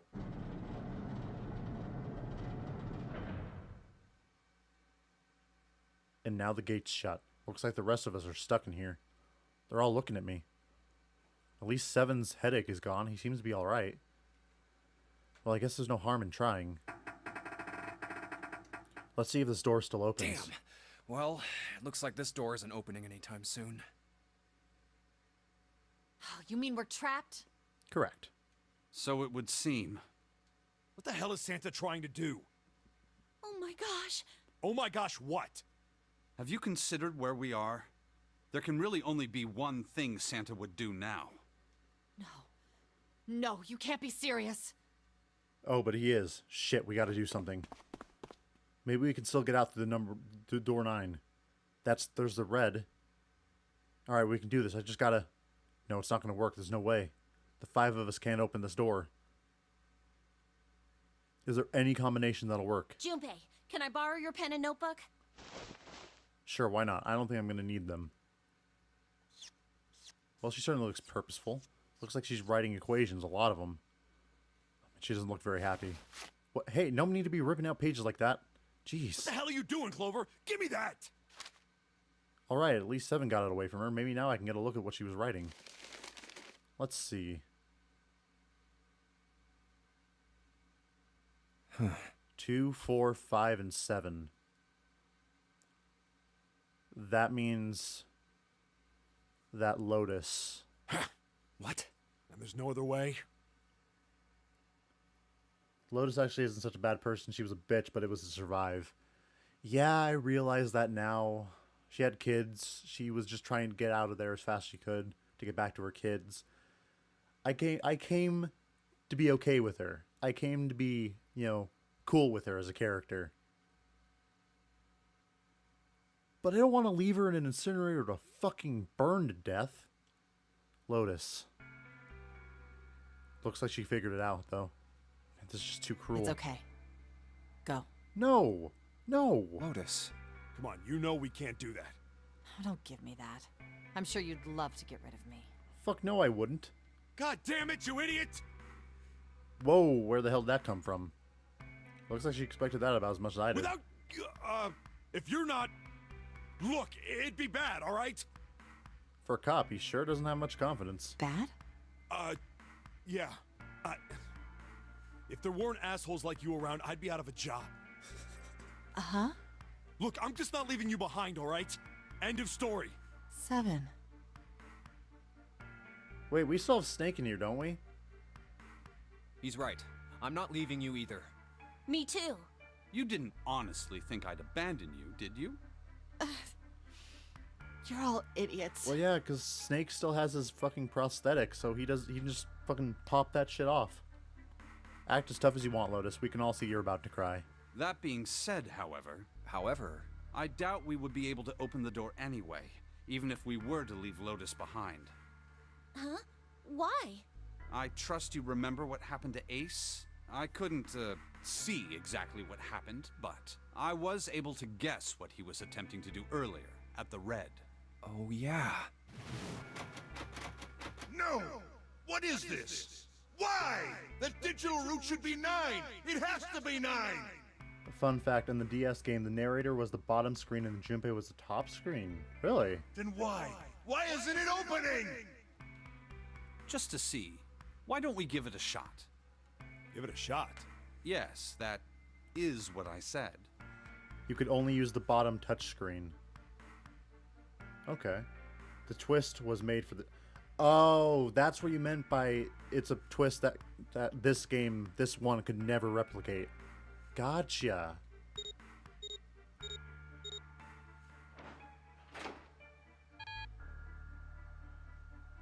What? Wait, so that means that's not actually a 9. You were right. It ain't opening. But it did open 9 years ago. The digital route was 9 then, I'm sure of it. You think maybe they changed the settings? Perhaps. Shit, if we can't get through the door, we can't get out.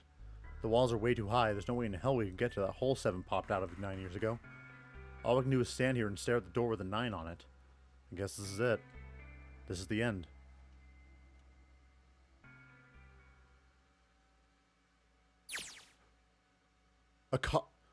Fuck you. Come on. I was watching. I had watched everything that was reflected in his eyes.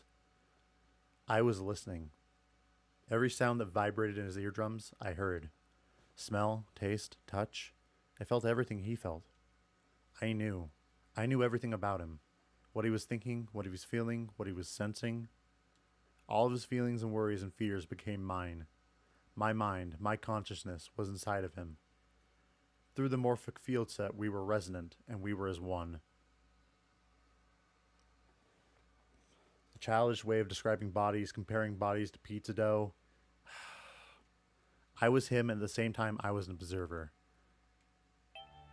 It started with a tremendous noise like a clap of thunder. That was approximately 9 hours ago. A bomb had gone off on the ship we were on. That was when my resonance with him began. My resonant event melted into him and we became one, inside of Junpei. Somehow I found myself in Junpei's mind 9 years in the future.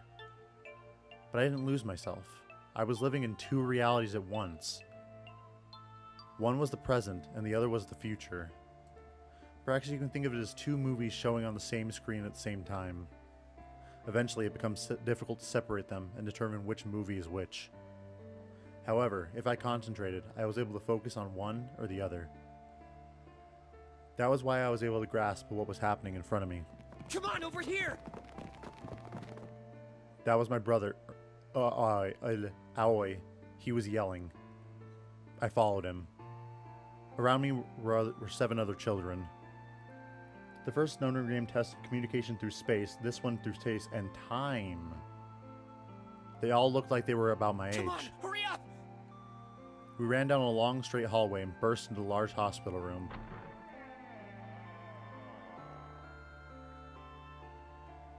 Everyone was arguing. 2 of the boys got into a fist fight. A girl was watching them begin to cry. I want to go home, she cried. I want to go home. Another girl slapped the crying girl and glared down at her. It had been 2 hours since the Nonary game began. We were starting to fall apart. But just when all hope seemed lost, Light started talking. He was blind. 9 years later, we would call him Snake. Hello? Everyone? Could you come over here for a moment? He was older than most of us, and his voice had authority and dignity. The fights died down, and we gathered around him. I have a little sister. She is very important to me. Right now, she is over in Building Q, and is desperately trying to send information over to me. Her name is Clover, and today is her 9th birthday. It's fucked up to make a 9-year-old do this. Junpei, well, at least we got Light. Snake, what? Uh-huh, what the hell, man? It's just a light. Oh, of course. My god. As he spoke, he pulled something from his pocket. In his hand were 9 4-leaf clovers. I was going to give these to her as a birthday present. I was outside picking them when I was abducted. I'm sure I've already told you, but I am blind. For a man who can't see, collecting 9 of a very specific plant is... well, it is difficult. But my sister means a great deal to me. And I hope that these would show her how much I cared for her. Since it's her 9th birthday, I thought 9 4-leaf clovers would be appropriate. Every one of you has a brother or a sister in Building Q with Clover. For their sake, we have to survive. We have to get off this ship. Do you understand? It's really bad that I don't give a shit about the other 5 kids. It's only Aoi, Light, Nona, and Akane that I care about. If we're going to do that, there are 3 things you have to remember. We need trust and love, and we have to have faith in one another. If we can take all 3 of those to heart, then I promise that good luck will come our way.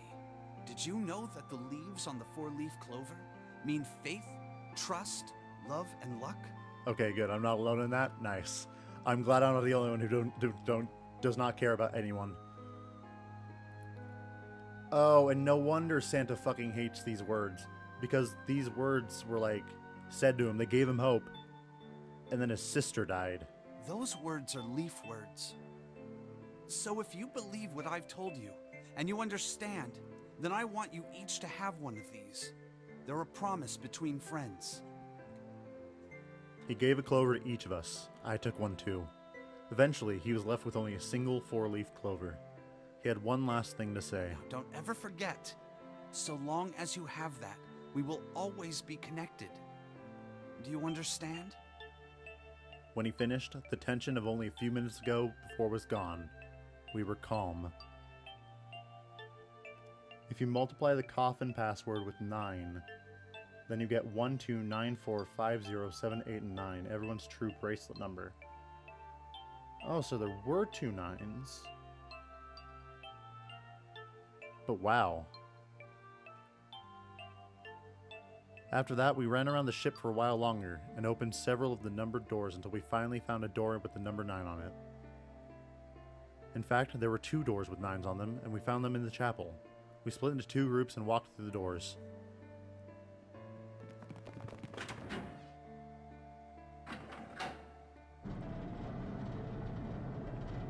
That's interesting. Wait, hold up. I wonder. Can I... No, I was thinking I could switch from Akane Vision to Junpei Vision and just have the whole thing converge into one huge story, but I guess that's not what's happening. Before long, we all found ourselves in a room with a ceiling that looked like an upside-down funnel. For some reason, this room had another number 9, but this time it was only the 1. But if there was only one door, that meant only 5 people could escape. What are we gonna do? There aren't any other doors. Hello, B-list actors. We began to panic. Then, as if things had not gotten quite bad enough already,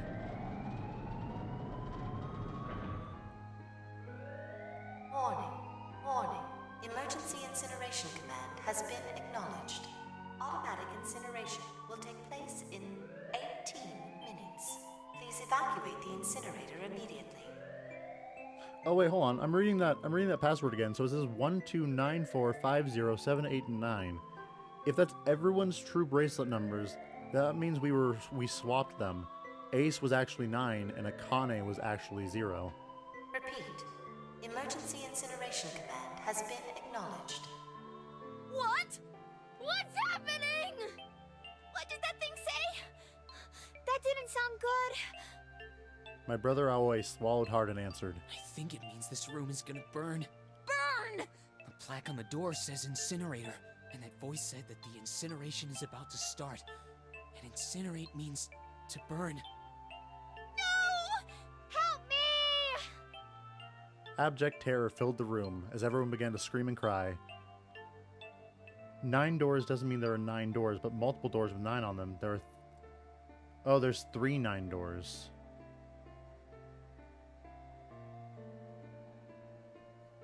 Okay. Every pair of eyes were filled with despair. Then, high up on the wall, a door opened, and a man appeared. He was a huge, frightening mountain of a man, as large as a bear. 9 years later, we would call him Don't 7. worry, kids. I'm not your enemy. I'm one of the good guys. I'm a detective. I'm here to rescue you. The rest happened just like 7 had said it did. The 4 of us who'd stay behind were saved by 7. We crawled through the vent, away from the incinerator, and slid down the hall. We came out on the other side of door 9. On the wall opposite the door was a set of double doors. We went through those and began to run up the spiral stairs. As we ran, I led the way. Behind me were Nona, my brother, Aoi, Snake, 7. The other children, the ones who'd gone through door 9 before us, were up ahead. I could hear them cheering each other on. We ran and ran and ran. We leapt across as many stairs as we could and kept running. The stairs spiraled upward like a tornado. Eventually, I pulled ahead of the rest. Perhaps Nona had slowed them down. I didn't want to lose them, so I slowed down as well. I didn't stop, but I glanced over my shoulder from time to time to see if they'd caught up. That was when I realized... Oh no, where is it? Did I drop Junpei's present? What? I knew I'd had it with me when we passed through the vent. Then, had I dropped it as we slid out? I had to go back. I had to. But I knew I couldn't tell the others. They would stop me, I was sure of that. I didn't stop to think, I simply moved. I ran to the central hall, the room that connected all the areas of the ship. I hid in the shadows, and moments later I felt a rush of wind as they ran past me up the staircase. I waited until they were out of sight, and then I ran. I moved quietly as I could, down and down and down. Finally, I reached the bottom deck. I ran into the hallway and looked around frantically. There it is! It was just where I thought it would be, sitting under the opening of the vent. I ran over and snatched it from the floor, but as I ran back toward the stairs in freedom,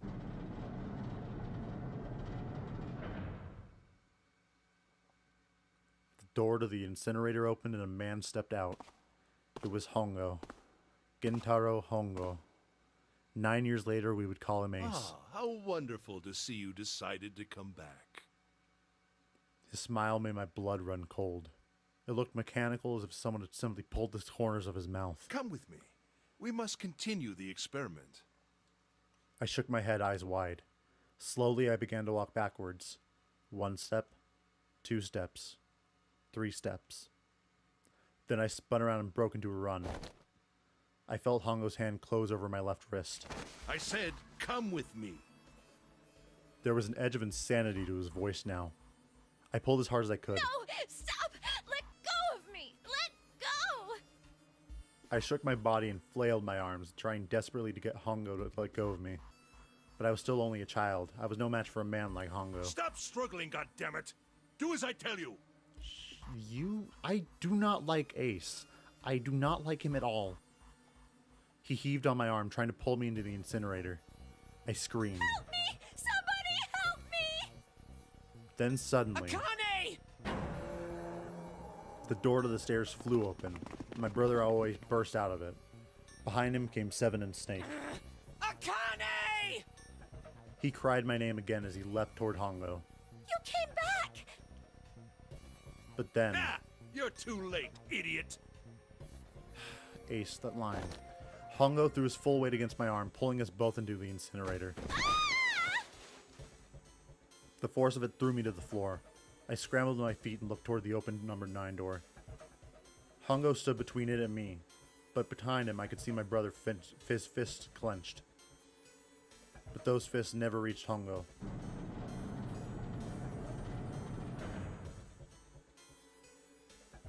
With the cold, heartless screech of metal on metal, the door slammed shut. Hongo glanced at me mechanically, his face registering that there was an object there, but not anything he would consider a human being. Then he turned away and walked to the red that sat next to the door. He reached into his pocket and removed 2 bracelets. He waved them both over the scanner panel. 2 asterisks appeared on the red. He checked the screen, then tossed the bracelets carelessly onto the floor. What was he doing? What was the point? He made no effort to explain himself, of course. He said nothing at all and walked past me as though I was nothing more than a rock by the roadside. A few moments later,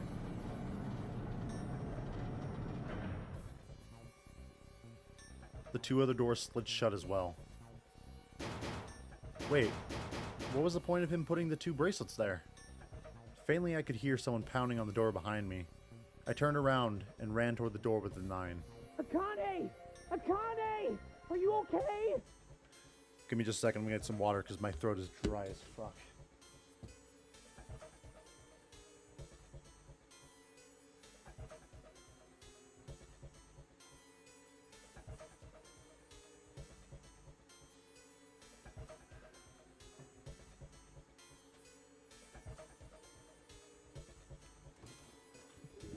Alright, I'm back. Didn't have to go far to get water. I could hear a voice from the other side of the door. A worried, frightened voice. Help me! My throat was already raw, but I screamed as loud as I could. My voice echoed lonely around the empty room. What should I do? I think I'm trapped in here! There you are. Hongo! He went out the other door! What? Then it started again. Warning. Warning. Emergency Incineration Command has been acknowledged. You know, I just realized this has been like this is the second time she's been in this. Incineration will begin in Oh, now we're in Junpei vision. 18 minutes. Please evacuate the incinerator immediately. Oh, I know what's gonna happen. Akane escaped. So we're going to do the exact same thing she did to escape. She's going to show us what she did. Oh my god. Holy shit, man, I knew what it was going to say, but that one is one hell of a creepy voice. I knew it! It's starting. Santa started the incinerator. Fuck!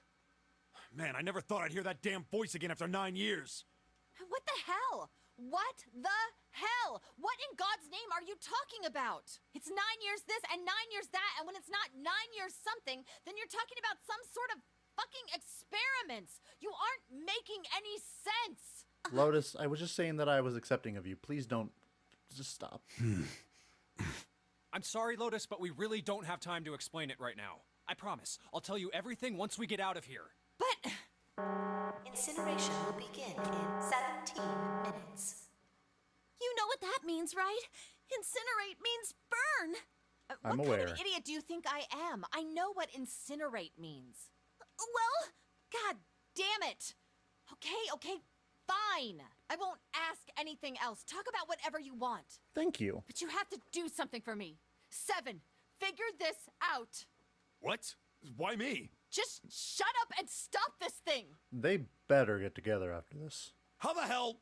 There has to be some sort of emergency shut-off button.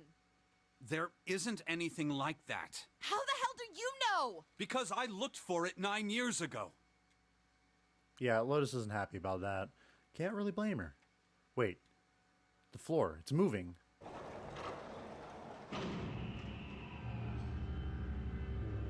What? What else can I say about it, but... What the hell is that? what is that? What else could I say? The floor opened and a machine rose out of it. It looked like a computer. At least, it kinda did. There was a monitor, a keyboard, and a cross-shaped device of some kind. Something about the machine scared me, but I forced myself to walk up to it. I was terrified. Tears poured out down my face. I wiped them off, even as more took their place, and forced myself forward. Finally, I reached it. I looked at the screen. It was blank. All I saw was my own frightened face, staring back at me from the glass drenched in tears. All I can see on the screen is a reflection of my own face. I'm looking kind of freaked out. I know I'm sweating like crazy, but seeing it kind of drives it home. Okay, Junpei. Just calm down, alright? Everything's gonna be okay. Gah! Man, I wish that thing would just shut up. Incineration will begin in 15 minutes. This is wacky. I love it. Alright, back to this thing. If it's only showing up now, then it's gotta be important. But what the hell am I supposed to do with it? Hey, move! Gah! Hey, we're all tense, lady. Doesn't mean you get to shove people around. Okay, it's turned on. There's nothing on the screen, though. Oh, this is bad. This is really bad. If there's nothing on here, how are we supposed to do anything with it? Sure, I'll just push buttons. I'm sure that'll... Of course. Well, at least it's on now. What's on the screen, though? What is this? What's up? It looks like some sort of puzzle. It's got a bunch of numbers and letters scattered across the 5x5 grid. The numbers range from 1 to 8. Do you think that if we solve this puzzle... The incinerator will stop? Yeah. Well, we can hope, right? Alright, puzzle, how do you work? Oh man, that goddamn voice again. Incineration will begin in 13 minutes. Shit, 13 minutes. Can we really do this? My heart feels like it's gonna pop. My heart was pounding like it was about to explode. I stared at the puzzle on the screen. I was sure I had to solve it somehow, but I had no idea how. My connection to Jumpy had been gone for a while. His mind was gone. I couldn't get any more information from him. I felt the seconds tick by as I stared at the screen, completely lost. My cheeks felt hot as tears poured over them. Then I heard a voice. Hey, what are you doing? It was muffled. I turned around. Pressed against the window in the entry door was a face. A really fucking creepy, frightening, evil face. And bloodshot eyes. Jesus fuck. How long had he been watching me? Don't know what to do. He was yelling, but his voice was still It's muffled. simple, really. But I suppose I might as well tell you. Just solve the puzzle on that machine. His laughter was muffled by the door, but it still tore at my heart like the claws of a vicious monster. I bit my lip and glared at Hongo, struggling to hold back hot tears. You're a terrible person! I hate you! Oh my!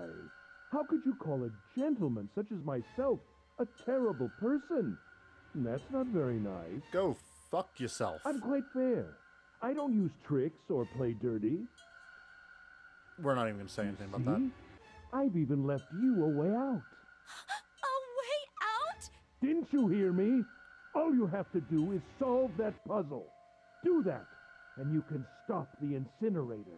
What's the point of stopping it? You'll only capture me and make me do this all again. I'm not going to listen to you. If you're just going to throw me back in here, I might as well just die now. My goodness, haven't you Damn, listened to Akane. anything I've said? I told you, I'm a fair man.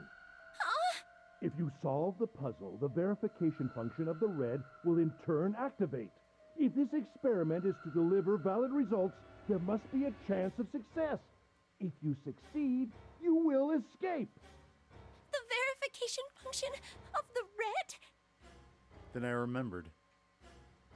Before Hongo left the room, he'd scanned 2 bracelets into the red. Ah, so you do remember. Right now there are 2 numbers in the red. The first is 1, and the second is 3. Say, Akane, what's your number? I looked down at my left hand. The face on my bracelet showed a 5. I ran to the door with the 9 on it. I grabbed the red and put my hand against the scanner panel. It's not going You to work. really aren't one for listening, are you? I hear Hongo's muffled voice across the room. I've already told you, didn't I? Once you solve the puzzle, the verification function of the red will activate. In other words, if you haven't solved the puzzle, you can't enter your number. What kind of fool are you? I'm a scared 12-year-old girl. Calm down. Why are you doing this? You could never understand. You don't know what it's like to spend every day surrounded by monkeys. Now start the experiment. Solve the puzzle. Seek a way out. I don't know how. Of course you don't. Isn't that the point? You understand, don't you? Access the morphogenetic field and find the solution. I can't. Then you'll die. You'll burn alive. I imagine it will be very painful.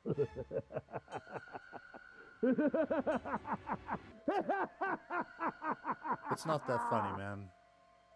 You really gotta get some eye drops. I'm just gonna tell you that now. His horrible laugh echoed across the room, and even after his face disappeared from the window, I could hear it. Incineration will begin in 10 minutes. I was crying, great gulping sobs broken by the hiccups that shook my body. I was terrified. I could feel my fear pressing down on me like a tremendous weight. Somehow I forced my shaking legs to carry me back to the device. I stared at the monitor. I can't. I just can't. There's no way. I can't figure this out. Oh my god. I understand why this Nonary game had to happen now. What was I going to do? I didn't know. I didn't even know where to start. Fear scattered my thoughts, and all I could do was think of how I was going to die. My palms were sweaty, knees weak, arms heavy. My blood was boiling in my veins. It was hot, so hot. I couldn't breathe. I felt dizzy. My heart roared in my chest as if it would pound itself to pieces. Oh, that's what that is. I reached in my pocket. I wrapped my hand around the thing I'd come back to get. The doll Jumpy had given me. At least I had that. I held it tight with both hands and prayed. Help me, Jumpy. Help me. So from the past, she reached the future where we already solved it, so she could save herself in the past to go back to the present, which goes back to the future, which in turn creates a loop. What the fuck is up with this game? Help me. The connection is only possible with people with a strong connection like brothers and sisters. Akane and Santa were on the same ship. The only person who was in the same situation and had a strong connection to Akane was Junpei in the future. I am okay with that. That is a good explanation. Help me, Jumpy. Jumpy. She just prayed to Jumpy, or she was crying out for Jumpy. The only Jumpy, or Junpei, why am I calling him Jumpy? The only Junpei who could help her in this situation now was if he was in the same situation facing the same problem. Jumpy! Please! Help me! And now we're connected again. Akane? Akane? Who the hell is Akane? Shut up! Just shut the hell up! Damn. Seven and Lotus don't understand. I think Clover and Snake have an idea, though. Clover's looking at me, and I think Snake may have figured it out. No, it doesn't matter. They're in my way. Where'd she go? Maybe over here? Akane! Akane! Can you hear me? Akane! Say something! Fuck. Did something break her connection? I swear I just heard her. Shit. Akane! Answer me! Akane! Jumpy? I spun around. I heard a voice. His voice. I looked around. He wasn't in the room, of course, but I'd heard so clearly. Like he was right there. Jumpy! I screamed as loud as I could. Akane! Jumpy! Now I see how cool this would be on the DS. Fuck, now I want to get it for the DS, just so I can see that. That's her. She's there. Then that means... Akane! Akane! Oh, are you in an incinerator right now? Yes, I am! How did you know? I couldn't believe that he knew that. Now I understand what Santa meant. Right. There's only one way to help her. I You were understand. brought here to help my sister. To save Akane. I understand now. Holy shit. I think I get it. Incineration will begin in 7 minutes. They missed a perfectly good chance to say 9, but whatever. Jumpy, we don't have time! As quickly as I could, I told him that I had to solve the puzzle in order to stop the incinerator. Got it! And I do. I get everything now. At last, I finally understand what all of this means. I know why the Nonary game was held today.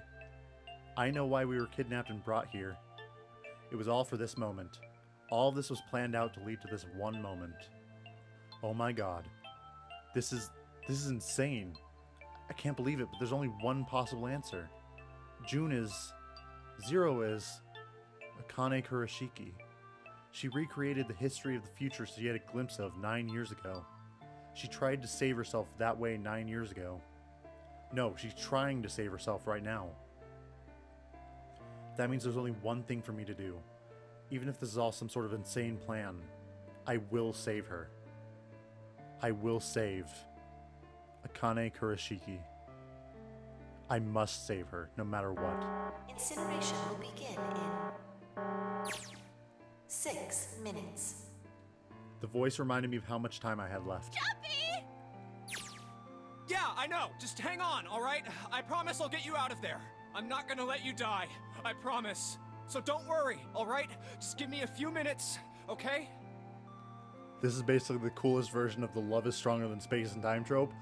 Fuck yeah it is. If this shit happened in a movie, I don't think it'd have the same impact. But it would be pretty cool. I think they tried it in one of those movies, but I'm Okay. Don't sound so sad, even though you're about to die. So, sound sad. You know what? Sound sad. Also, looking at your boots, you have not changed your footwear in like 9 years, my dude. It was hot in this room. I felt like my heart was on fire. 6 minutes or not, my heart burned with my feelings for him. Alright, time to get to work, Junpei. Is Snake talking to them about something? Whatever, it doesn't matter. Get out of my way. Hey, what are you... Just trust me, okay? Sorry, Lotus, I didn't mean to snap, but there's not a lot more here at stake than your pride. I'll apologize later, okay? Now let's have a look at this thing. We've got numbers all over this grid. I think the panels are out of order. So I just need to switch these out? Starting out is not going to accomplish anything. I'll just have to try it. Think of what I did all those times before. I'm gonna do this on my own, with my own mind. I'm gonna solve this problem. Alright, there we go. And the DS version for this puzzle, you had to turn the system upside down so the touchscreen is the top screen and you can play as What?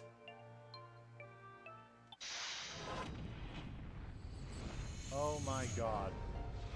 Alright, here we go. How did I not realize... How did I not realize that? Oh my god. Password is...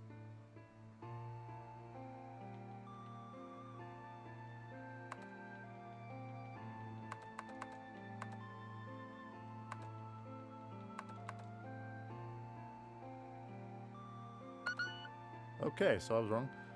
Password followed by a blue square. Oh, what?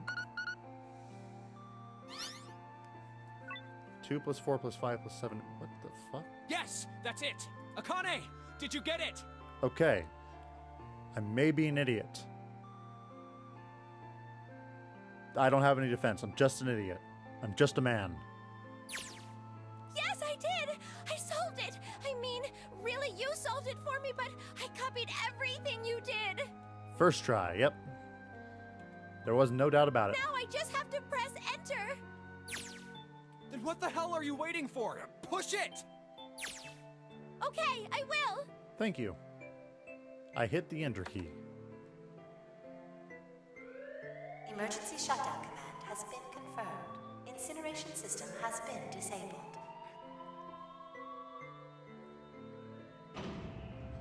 Did you notice that Akane got bad fever every time you got to a band end? She was burning. Oh. It worked! It worked! The incinerator shut down! It worked! Oh, I see, I see. Tears rolled down my face as I cried out to him, but they were very different sort of tears. A wonderful feeling of accomplishment and relief flooded my body. At the same time, what strength I'd had left disappeared and I collapsed to the floor. For a while, I just lay there, laughing and crying and enjoying being alive. Every time I thought about him, I thought my heart would burst. Whew. I can't quite believe I did that. If Akane was the narrator, she also knew Junpei's dirty thoughts. Yep. Everything about me. Everything about him. So glad. I feel like my heart's on fire. That's called heartburn, and you should get that taken care of. No, I don't have time to be thinking about that kind of shit. I need to tell Akane. Akane, sorry, but things are kind of busy over here. I'm gonna have to hang up now, okay? Oh, of course, that's fine! I wiped the tears from my eyes and nodded vigorously, even though I knew he couldn't see me. Then I looked over at the corner of the floor. There were 2 bracelets Hongo had left behind.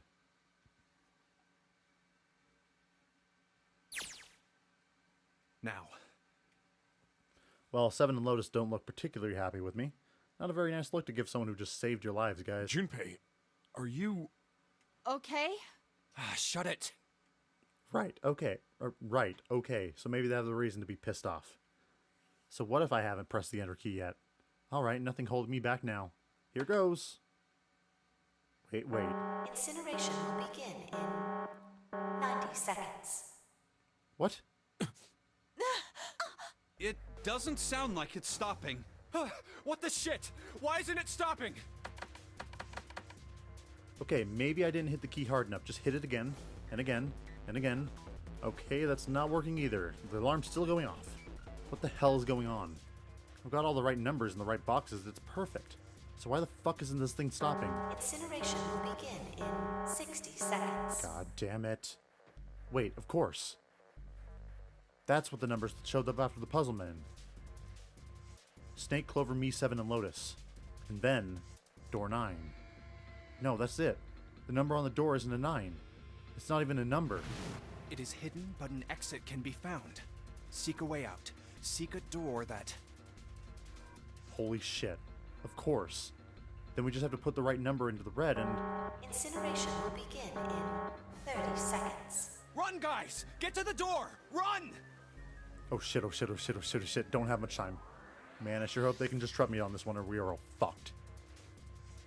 Alright, no time to explain, just go. Quick! Verify your numbers on the red! Verify? Who? What combination? All of us! We all need to verify! Why? You really think this is a good time to ask questions? Just do it! Hurry, hurry, hurry, hurry, hurry. Incineration will begin in 10 seconds. 9, 8, 7, 6, 5, 4, 3, 2. No, I'm sorry. We would all be burned already if that was Central at 2 gate seconds. has been opened. Incineration system has been disabled. Okay, never mind. I'm eating my words now.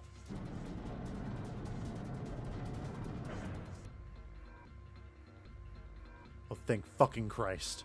No, no time to be happy. Time to go. Hurry! We've only got 9 seconds before the door closes! Go, go, go! Come on, guys, move it. Get your happy asses out. Alright, they're all through. Move it, Junpei. Just in time.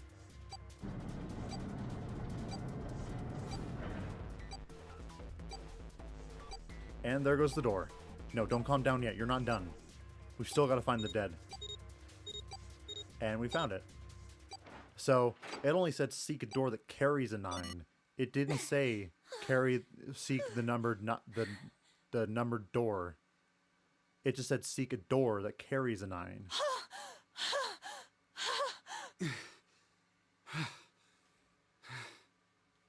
Shit. Looks like we made it, huh?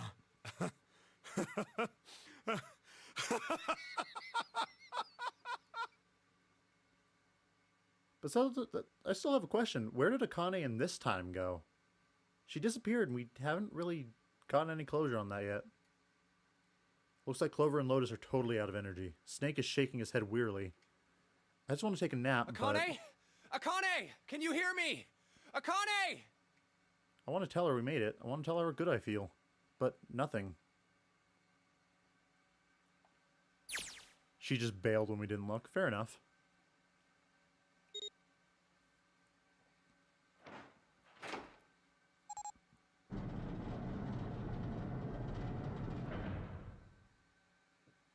The door opened.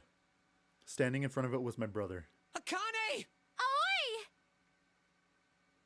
I cried his name, even though my voice was almost gone from screaming, and leapt into his arms. Oh, oi! Akane! I buried my face in his chest and cried again. I cried and cried and cried. The steady thump of his heart in my ear made me feel like I was home. Its beat was almost like a lullaby. I wrapped my arms around him as far as they could go and held him as tight as I could. It just had to be there. Just to be there felt like a miracle. I hadn't felt the warmth of another human body in what seemed like an eternity. I just wanted to stay there in his arms forever, but I couldn't. The moment I'd passed through the door, my bracelets had begun the countdown to death. I leapt away from him and looked around. The door had already closed. I spotted the dead only a short distance away. It took me only a moment to get to and scan all the bracelets. I left the ones Hongo had dropped on the scanner panel. That was it.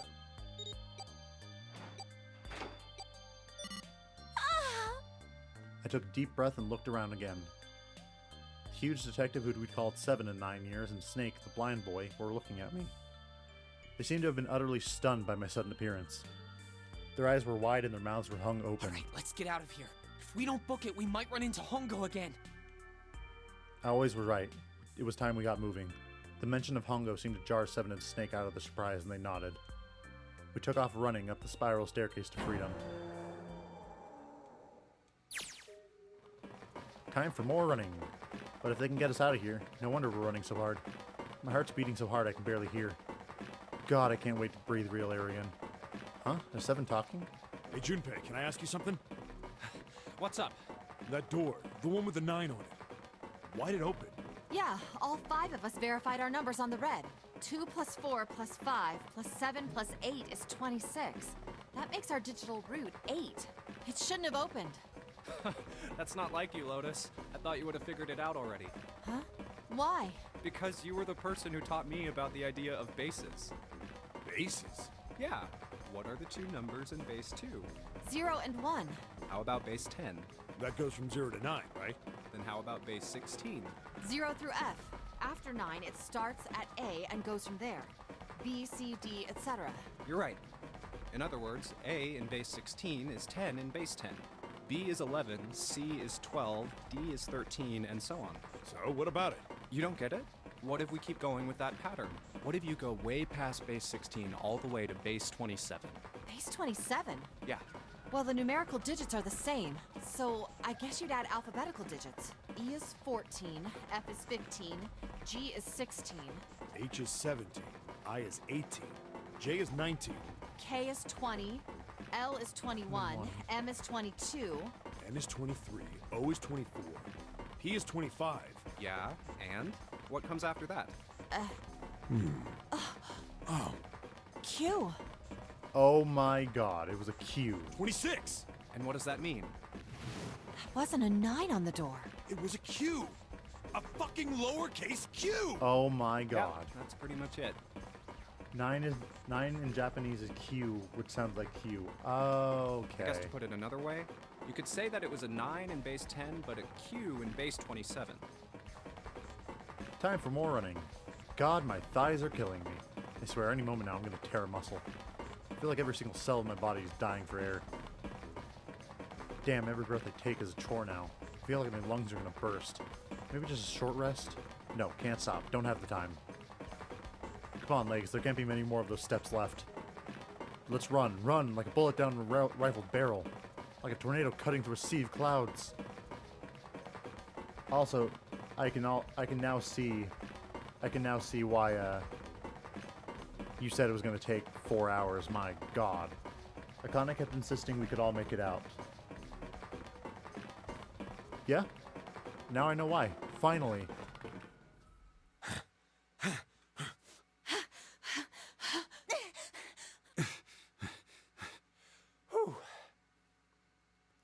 Jesus, I can barely breathe. No, Junpei. No time for rest. Bad Junpei. Psh.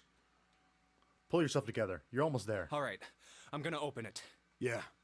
Yes, we're finally here. Please do. Sure, you look like a big, heavy door, but you're the only thing standing between me and my freedom. But even more important than that, you're the only thing standing between me and Akane. You're gonna open, and you're gonna open now.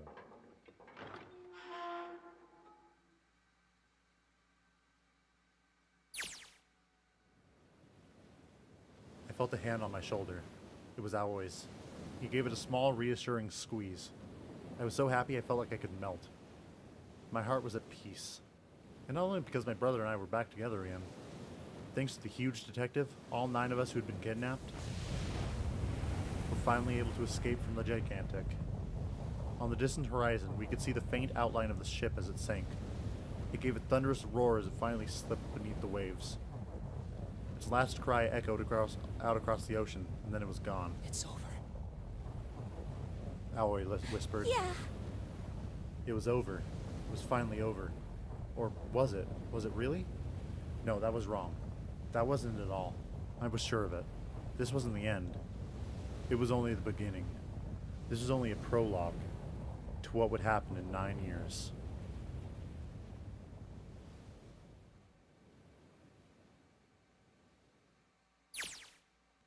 I was gonna be very mad if they just, completely abandoned Junpei's story. Okay. Yes, finally, air. Gah. Damn, that sun is bright. I can barely see anything. Huh, I gotta admit, this doesn't look quite like... Wait. No way. You've gotta be shitting What? me. It can't be. This is...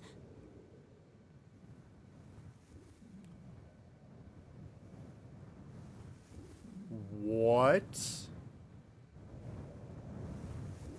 This is the building in the Nevada desert. I called this? the Oh my mock god. experiment building. Oh my god.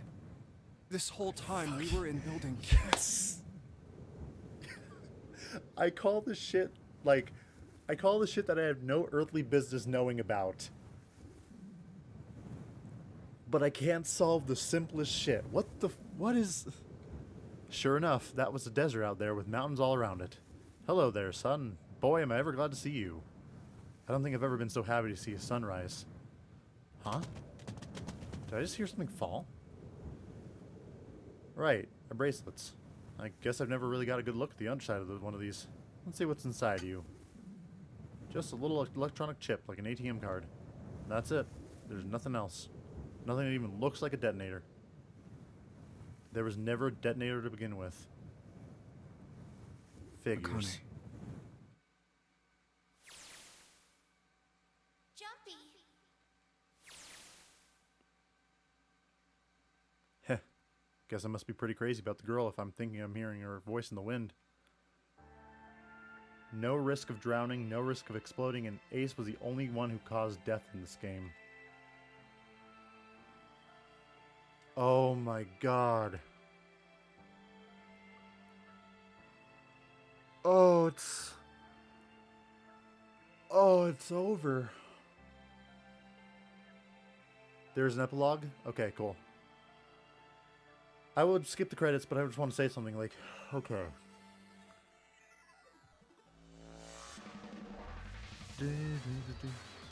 Okay, so in Zero Time Dilemma, Junpei was searching for Kane, or at least that's what I remember. That his reason for being there was, he was searching for Kane. So I'm guessing this epilogue is going to tell me, you know, why she's not there, if she is there, what's happening, and then I guess it picks up in VLR, in release order. This is why Junpei became edgy, because he was just so desperate to find her. Whew, boy. That was 3 hours of my life I will never get back, but I've never been so unupset about it. I am perfectly okay with that. Ace was the only one who killed anyone. So then wait, what about the submarine ending? Clover's real name is Clover? Huh. Well then. I guess it's lucky she got the number 4 bracelet then, huh?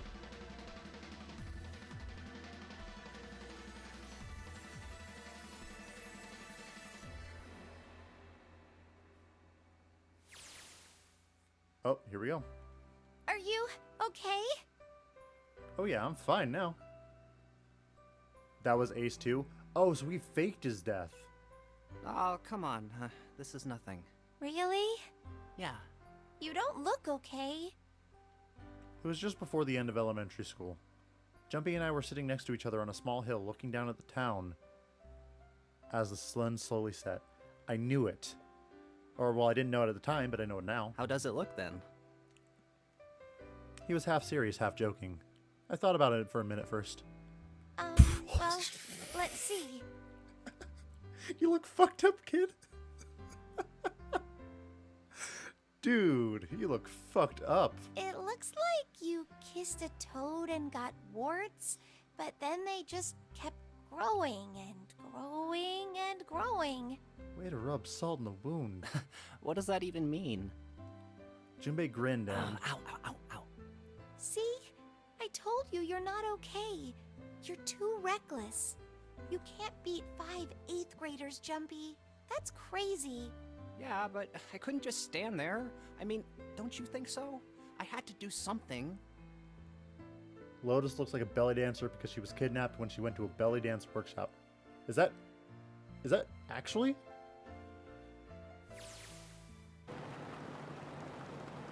Look at the Nevada desert go past. For an SUV, this thing has a pretty smooth ride. Sure was nice of someone to leave it for us outside the building, keys were in the ignition and gas in the tank. Almost like it was a present, you know? Anyway, we jumped in and now here we are, screaming across the desert. Lotus is over there in the passenger seat. Snake and Seven and I are all squeezed in the back seat here. I still can't believe we let her drive. Woohoo! This is so fun! Why would you let Clover drive?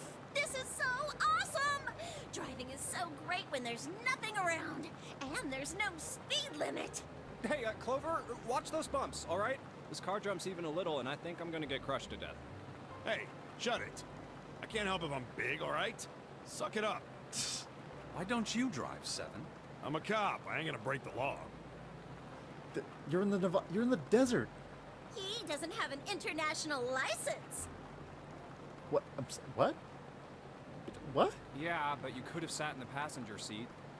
Oh, hell no. There's no way I'm giving this seat up. And Clover, there's no need to slow down. The car Santa and June are in should be somewhere down this road ahead of us. Yeah, I saw some fresh tire tracks going out. There's no doubt about it. Then we've got to hurry if we want to catch them, don't we? Is it real? Like, I can't get over that. Is it real that she was kidnapped going to a belly dance workshop? Santa got the money for this shit because he invested all his money in Ace Company because he knew he was going to make big... That's why he was a... Oh. Sure thing. Oh, shit. God damn it, she doesn't have to drive so fast. Man, I didn't even think a car like this could go this fast. We're sure throwing up a lot of dust.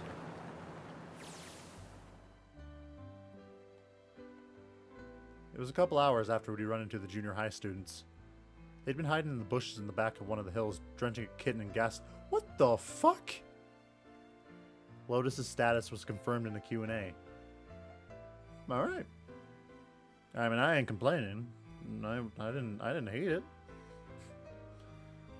Drenching a kitten in gasoline, though. What the fuck is up with kids? The moment we saw what they were doing, Junpei ran up to them furious. Hey! What the hell are you doing? Then he jumped on them.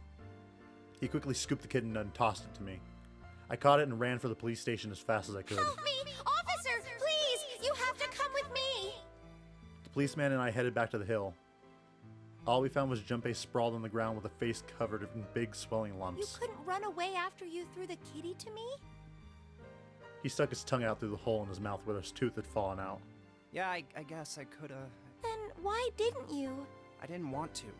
I wanted to beat him up. Beat him up real good. And then he grows up to be a fucking asshole, who I don't even think can throw a punch very well. Because of what they were doing to the kitty. Yeah, that too, but I think they were the ones behind those murders our first semester. Remember? Oh, you mean the bunnies. Yeah, the bunnies. The bunnies. Remember the bunnies, George?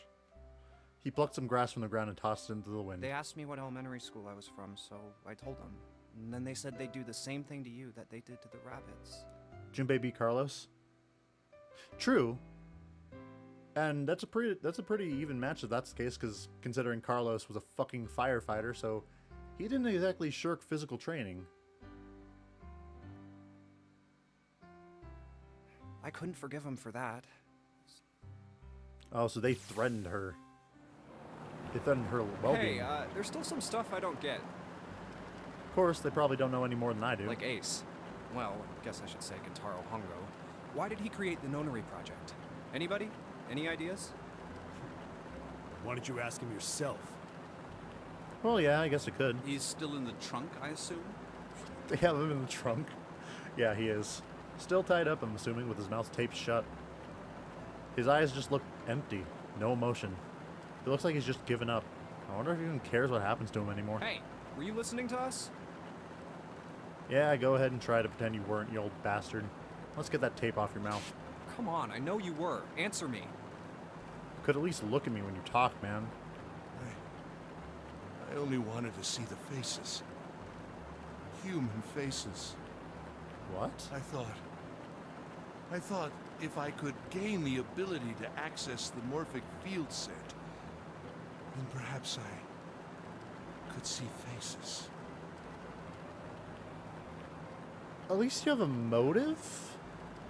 By peering into people's minds, you could understand how they were processing the expressions of others. That's it? Yes, if you want to put it simply. But if you are looking for a more philosophical answer, I could supply that as well. You see, the human collective consciousness... And tape's back on. I think that's enough for you, pal. Time for the tape to go back on. All right. So what's your second question? You said there were some things you didn't get, didn't you?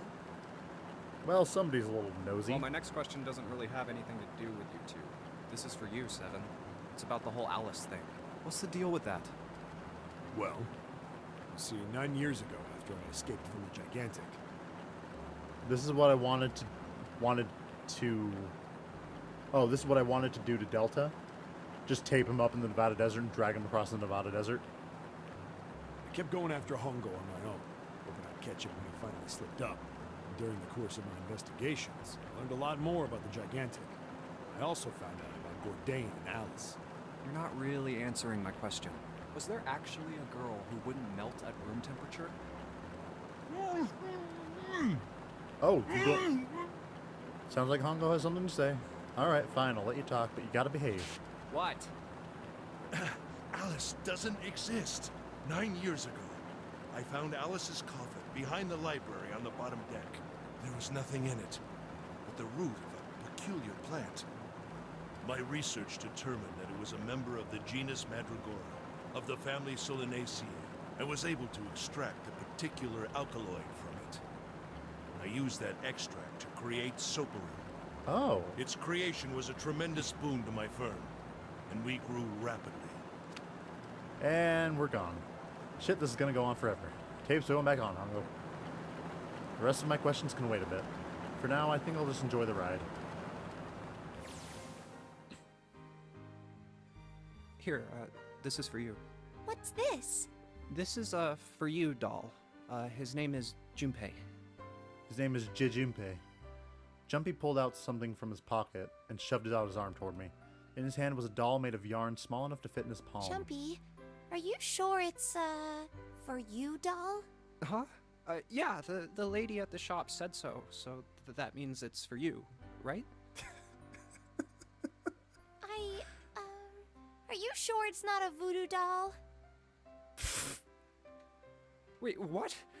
That's... Oh, man. Oh, man. Junpei's X-Pass was... Oh, okay, you know what? After I finish VLR, I'm gonna go back and loop back to Zero Time Dilemma just to do a victory lap of coming back and saying, oh, okay, I get this. Oh, okay, I get that. Oh my god, I still don't know how to solve this goddamn puzzle because it's RNG based. But that's not the point. Well, it sure looks like a voodoo doll. I mean, you do know what a voodoo doll is used for, right? Yeah, I guess calling it Junpei isn't a very good idea then. Why are you giving me this anyway? It just seems really sudden. In the paintings, Junpei looked like a voodoo. I was wondering why his face was so creepy. Well, you know how after June, we aren't gonna get to see each other too much? I mean, we're gonna be in different schools, and I just thought I'd, you know, Gave you some... Akane was a cat girl because she was like Schrodinger's cat. Oh, okay, well, how about we call it June then? Okay. So, I wanted to give you this. You sound like some sort of tribal chief in a bad movie. Kid, he's trying to tell you that he loves you. Come on, just don't be that person. Yes. I, head of tribe. This doll, traditional charm of tribe. So I give this, it me. So we always together. Oh, Jumpy. If something bad, then hold and pray. I go wherever you are. Okay. All shit aside, that's pretty fucking adorable. So here, take. I reached my hand out and picked the doll up gently. Thank you. Thank you so much, Jumpy. Before I knew it, I was crying. Tears streamed down my face and fell onto June's tiny yarn body. Oh, Jumpy. I'll never forget you. You better not, because if you don't, if you do, you won't burn to death. I promise. Jumpy looked straight into my eyes and just said 5 words. I'll never forget you either. The sky was a beautiful crimson red as it melted toward the horizon. The last golden rays of sunlight stretched out across the city and painted themselves across the hills, almost as if we were in a CG of a visual novel, but we're not going to talk about that. We sat bathed in the warm light of evening, just the two of us leaning gently against one another, shoulder to shoulder, a respectful distance apart. The sun set and we still didn't leave. We watched in silence as the darkness deepened, and one by one, the lights of the town began to flicker on.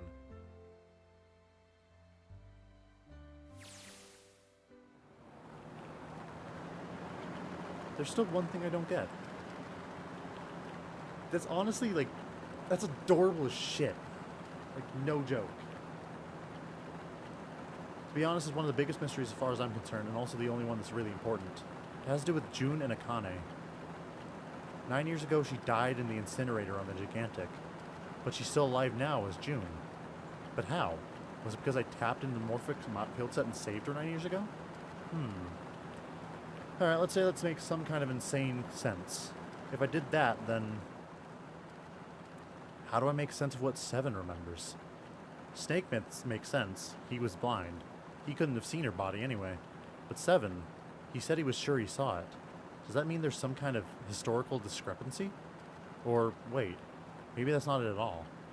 There's one other logical explanation. Was what you told me the truth, Seven? You look satisfied. No. No way. He couldn't. Hey, look! Over there! There's somebody next to the road. Seven was probably in on everything. He knocked Snake out together with Santa, which is why they were both missing. Clover had a basis to suspect them, but they merely kidnapped him. Huh? Oh my god. What? Hmm?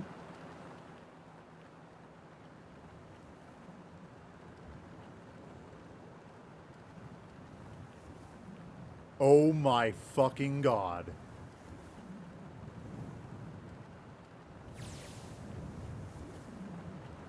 The burning gaze of the Nevada sun pounded down on her head.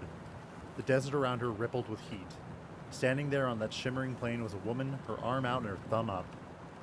It would not be long before Junpei realized who she was.